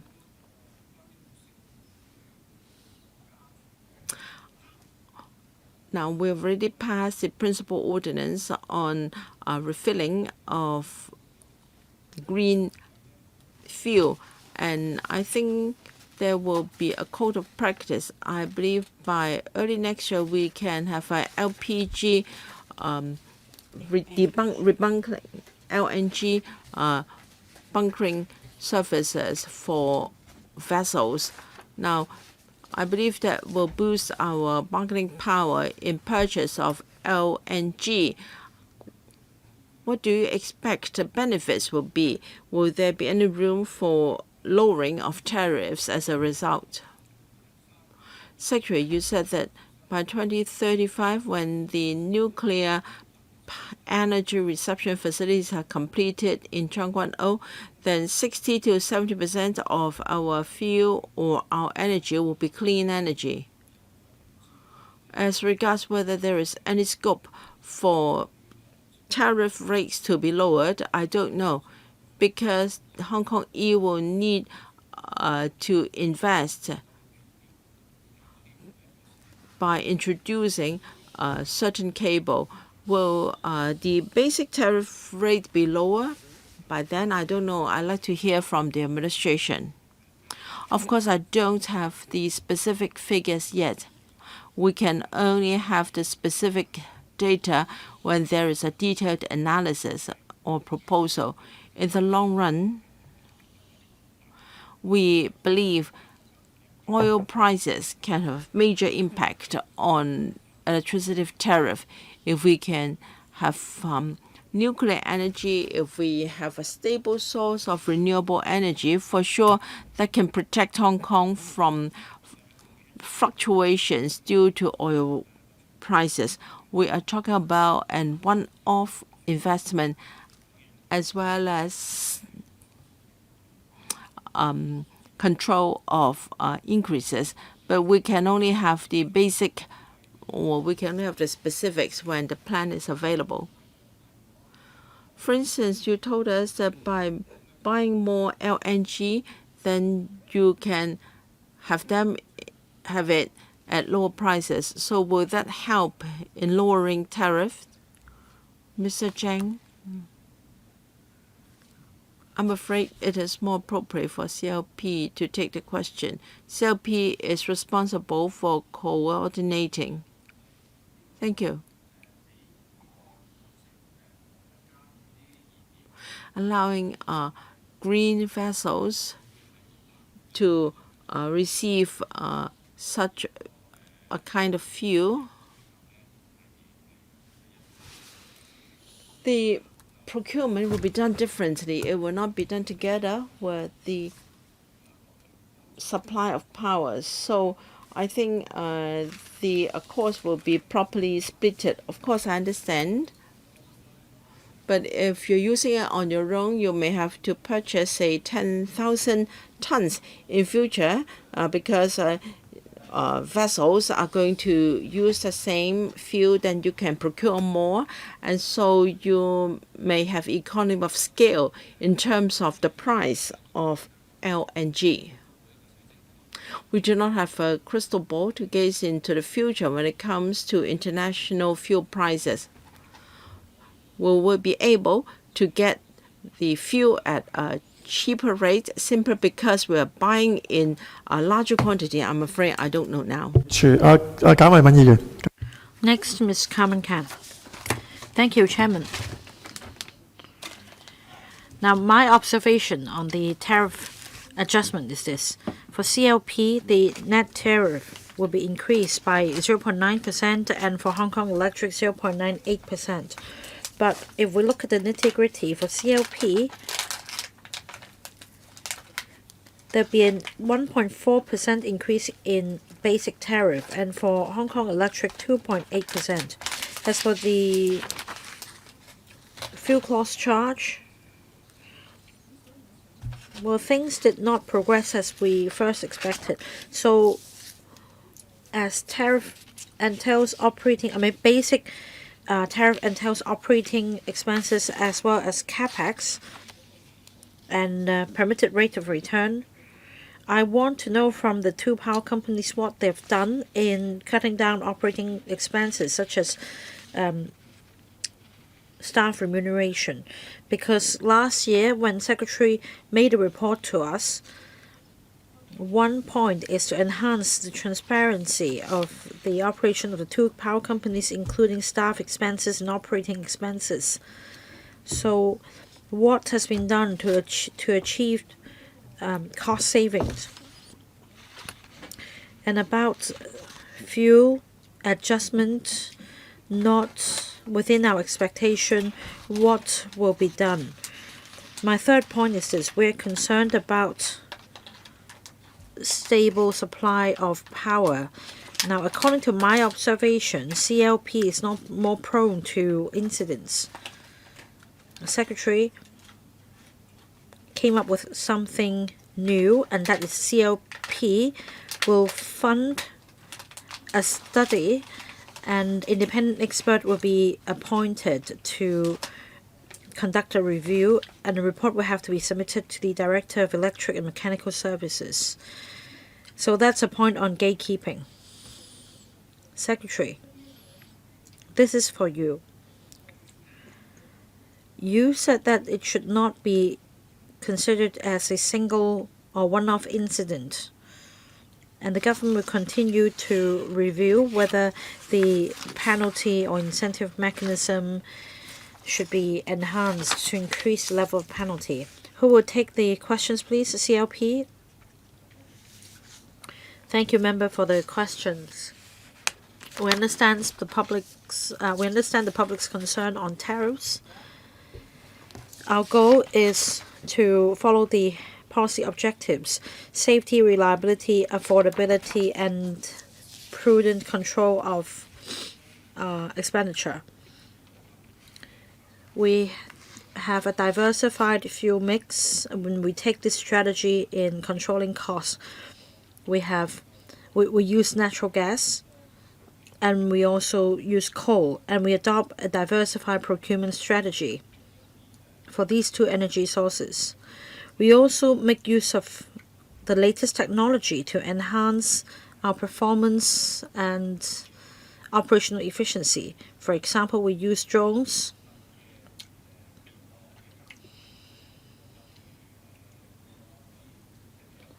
and we also have a monitoring device for new power grids that works round the clock. These can help ensure stable supply of power and enhance efficiency as well. Hongkong Electric, we have 4 major objectives: safety, reliability, affordability, and environmental protection. Cost control is just one of the many objectives. At the same time, we need to make sure that the safe and reliable energy will be supplied, which is affordable as well. We cannot compromise other policy objectives just to achieve a single objective. Cost control, of course, is important. We do that by enhancing operational efficiency and achieve stable supply. We've done so without additional manpower. Hongkong Electric has been developing and making use of new technologies to ensure stable supply, to make sure that our performance is in the lead in the global community. For example, we use big data and we make use of AI in conducting risk assessments. After identifying risks, we carry out timely repairs. As a result, incident rate has come down by 30%. That's quite substantial. And that's one of the many initiatives we've rolled out. We also emphasize innovation technology. That means we apply technology to enhance the efficiency of the power grid. Secretary, would you like to say a few words on the investigation of the last voltage dip incident? For the CLP voltage dip incident, I said that it's not to be treated as a one-off incident because in terms of occurrence and the scale, I'd say that it's more than a one-off incident. And as such, a working group has been set up by the CLP. There is also an advisory or supervisory panel comprising third-party experts. Meetings have been held. Quite a number of meetings have been held. By summer, the review should be completed. The review will comprise not only hardware but also management aspect. And definitely, we're going to release the review report. What about the penalty system, penalty mechanism? Will the penalty level be increased? Yes. On this note, we have made recommendations to CLP. According to the scheme of control agreements, however, any change will be subject to agreement by both parties. Next, Mr. Tony J. Hong Kong is an international city. Stable and reliable power supply is of utmost importance. I'm impressed by the performance of the two power companies. I'm going to support the tariff increase, which I find it reasonable and justified. Now, the Secretary mentioned a blueprint that will lead us to zero carbon emission. I'm concerned about the use of renewable energy, such as wind power.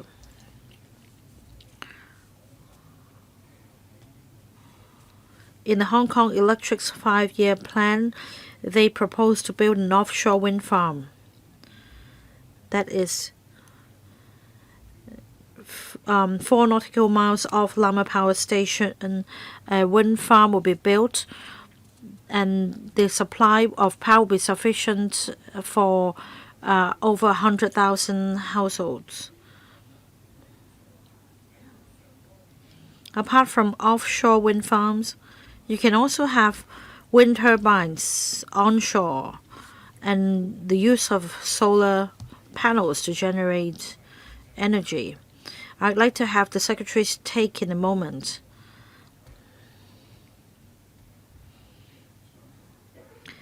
For a while, these two power companies have shunned the idea of solar energy. I wonder if there has been a change in their stance on renewable energy. Hong Kong is a small place, but it's strewn with skyscrapers. So frankly, solar panels are not sufficient in providing stable supply of power to Hong Kong. So wind farms will be a better option.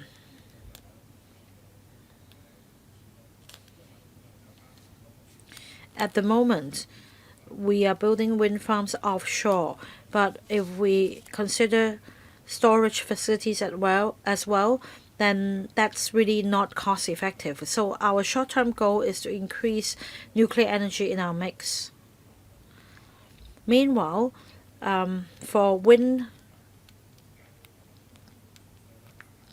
power, the the prices have gradually come down, so this will be a feasible option for us in the long run. For wind farms and solar panels in the mainland, I think that our country is in the lead. As the Secretary put it, the prices may come down eventually. And my understanding is that our country is already faring quite well in these two areas. I want to make sure that the government is in liaison with the mainland counterparts to gauge the latest development. Yes, we do communicate with the power companies and we are fully aware of the latest developments.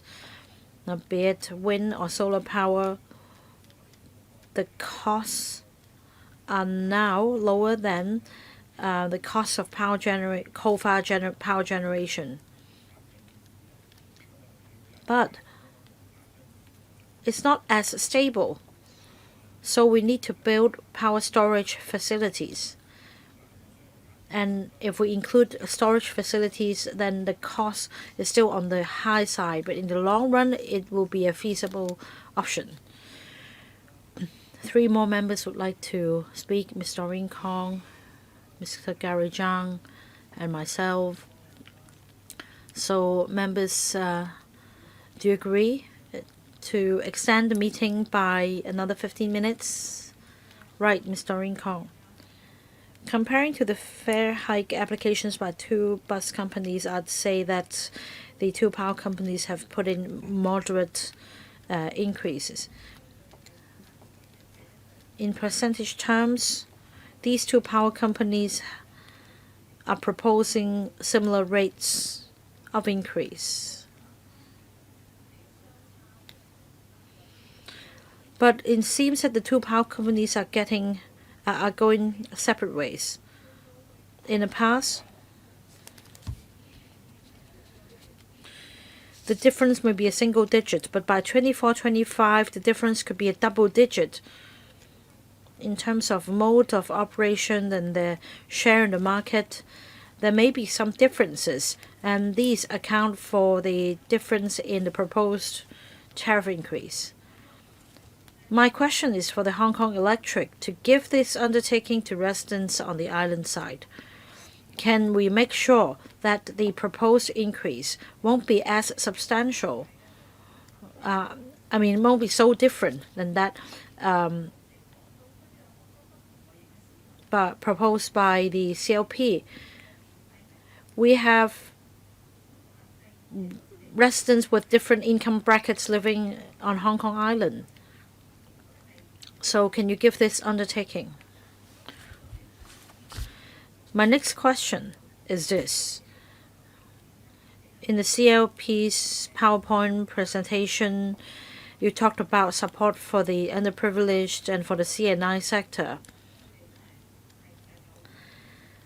SMEs are now in dire straits.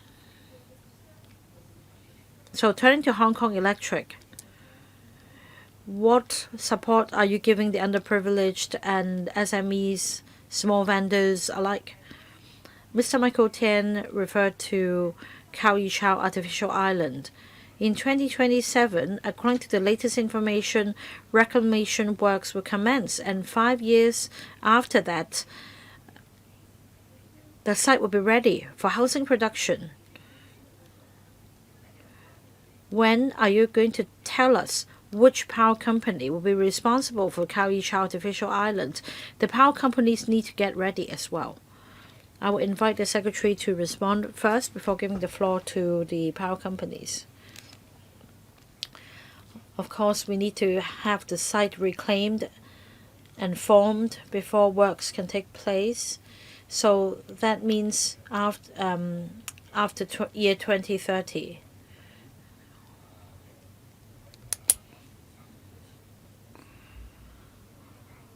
Before 2030, I don't think we need to decide on which power company is to supply power for the island. The scheme of control agreements will be valid until 2033. So by then, together with the review, we can consider further market shares as well as the decision. Because we need to come up with a proposal that will put people's interests first to ensure stable, reliable supply of energy. Hong Kong Electric will take the 2 other questions. Thank you, Chair. First, we will the scale of HKE is smaller. we only supplying power to about 1 million users on Hong Kong Island, and there are also challenges on Hong Kong Island. Hong Kong Island is scarce in land and the roads are narrow. Therefore, power must be generated outside the island and then transmitted to the island going through the sea as well as the mountains. These are great challenges, and therefore this is also a pressure on our investment. On Hong Kong Island, we mainly have commercial users, in fact over 70% of them. And so the characteristics are the power consumption hours are shorter, and all our power supply system is quite rare that the power supply system is fully engaged throughout the day, and all these have taken toll on our costs. In well-developed areas such as Hong Kong Island, whenever there are maintenance or repair works, we have to dig up the facilities, and usually that can only be done at night. Nevertheless, notwithstanding the great challenges, if you look at our tariff rates, our tariff would only account for 2% of the CPI index.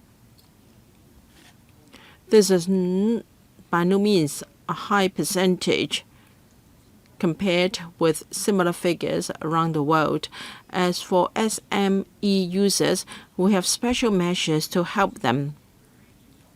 We subsidize non-residential users to use electric stove and also washing machine, etc., to save power. And our subsidy for each kind of such premises is up to $250,000. We help SMEs to conduct energy efficiency audits. These are measures we have to help SMEs. And as I said, we have 50% of the non-residential users paying less than an additional $10. Mr. Lau Kwok Fan, or Mr. Gary Zhang. In fact, the increases are rather mild. For the basic tariff rates, they are much lower than predicted last year. So this goes to show how effective the government has been in gatekeeping, and that the two companies are operating quite well. As mentioned by some members, overall speaking, our power rate increases has been lower than the inflation rate so far, and we have enjoyed reliable power supply so far. That's all because of our scheme of control mechanism. Secretary, although I understand that there are different views in the community and there are calls that you should adopt a different model of control, but as far as I'm concerned, I believe the current model is the most suitable one, and I hope we can continue with it.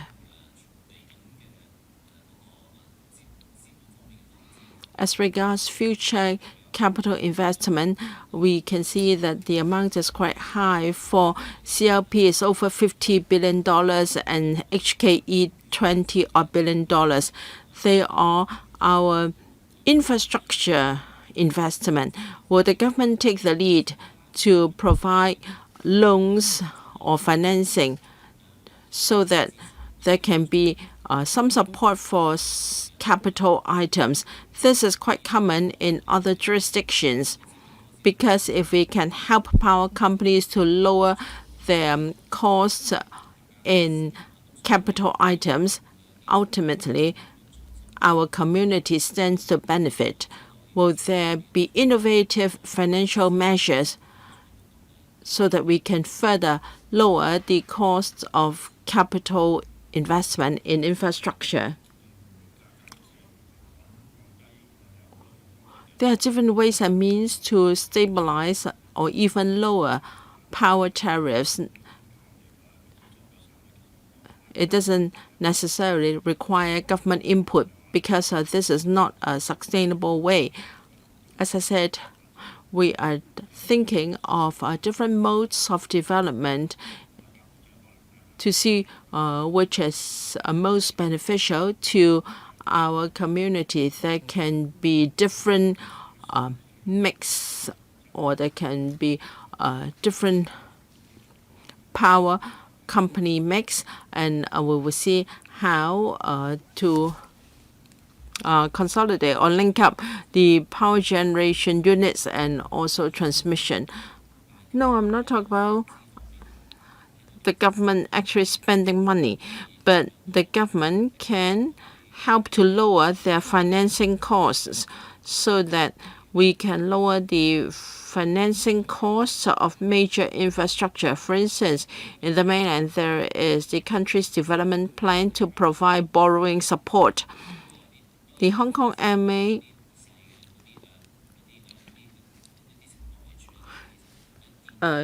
is also helping some SMEs. I think we should consider a similar model for our power companies.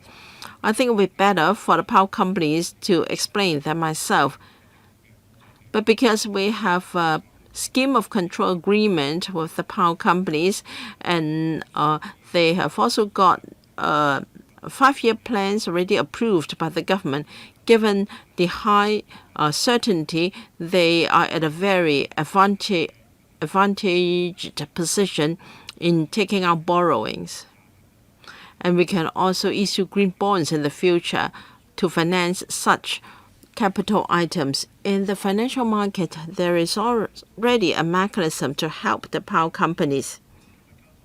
Yes, please maintain very close liaison with the two power companies. If they have difficulties in financing, please see whether there is anything you can do. Now it's my turn. Both power companies are proposing a smaller than 1% tariff increase.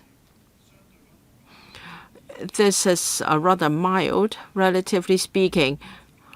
The two power companies announced their 5-year plan last year. The government has done its part in gatekeeping. As a result, the rate of increase can be predictable, and I think the government has been effective. It's true that the tariff increases are rather mild and they are acceptable, but we are also concerned about having reliable and secure power supply. Both our economy and ordinary users need reliable power supply. I understand that the government has asked the two power companies to conduct some review and to review their management culture as well. We can expect more extreme weather incidents in the future. The facilities of the power company are now gradually being replaced by new energy facilities that will mean more investment and higher operating costs. How will the government strike a balance? On the one hand, you want the fares to be reasonable. On the other hand, you want their facilities to be able to withstand extreme weather and to provide reliable services. How can you ensure both? And from the questions and replies from the power companies, I have the feeling that both power companies are doing their utmost in power consumption, power saving, and in reducing carbon. So they are at different stages when it comes to the introduction of green energy and renewable energy. I'd like to ask whether the government will regularly check on their progress to see whether they are on target and offer assistance where appropriate. Area 132 in Chunk 10 will be completed, and there may be challenges in ensuring that the project can be completed as planned. Will you conduct any regular reviews of their progress in introducing green and renewable energy, whether the government will render any assistance to them? And according to the CLP, they expect that they can cope with new power requirement in the Northern Metropolis. That means you will have to invest in the future. Does that mean that in the short term, the users will have to bear higher tariffs as a result? 3 questions for the Secretary. Thank you. When it comes to striking a balance, our question is about why, how, and what to do. For sure, the power companies are more professional than I am. I won't teach them as to how they should run their power companies. So it is for the power companies to submit proposals. We have to consider and monitor whether the scope of development they propose is too much, and whether the new power generators are commissioned too early, because if they can be commissioned later, then the cost may be lower, and whether the technology and also prices of products they use are reasonable. Power companies will make proposals from a professional level, and we're here to keep an eye on their finances to ensure that we have the most cost-effective model. So the mechanism itself has a built-in balance.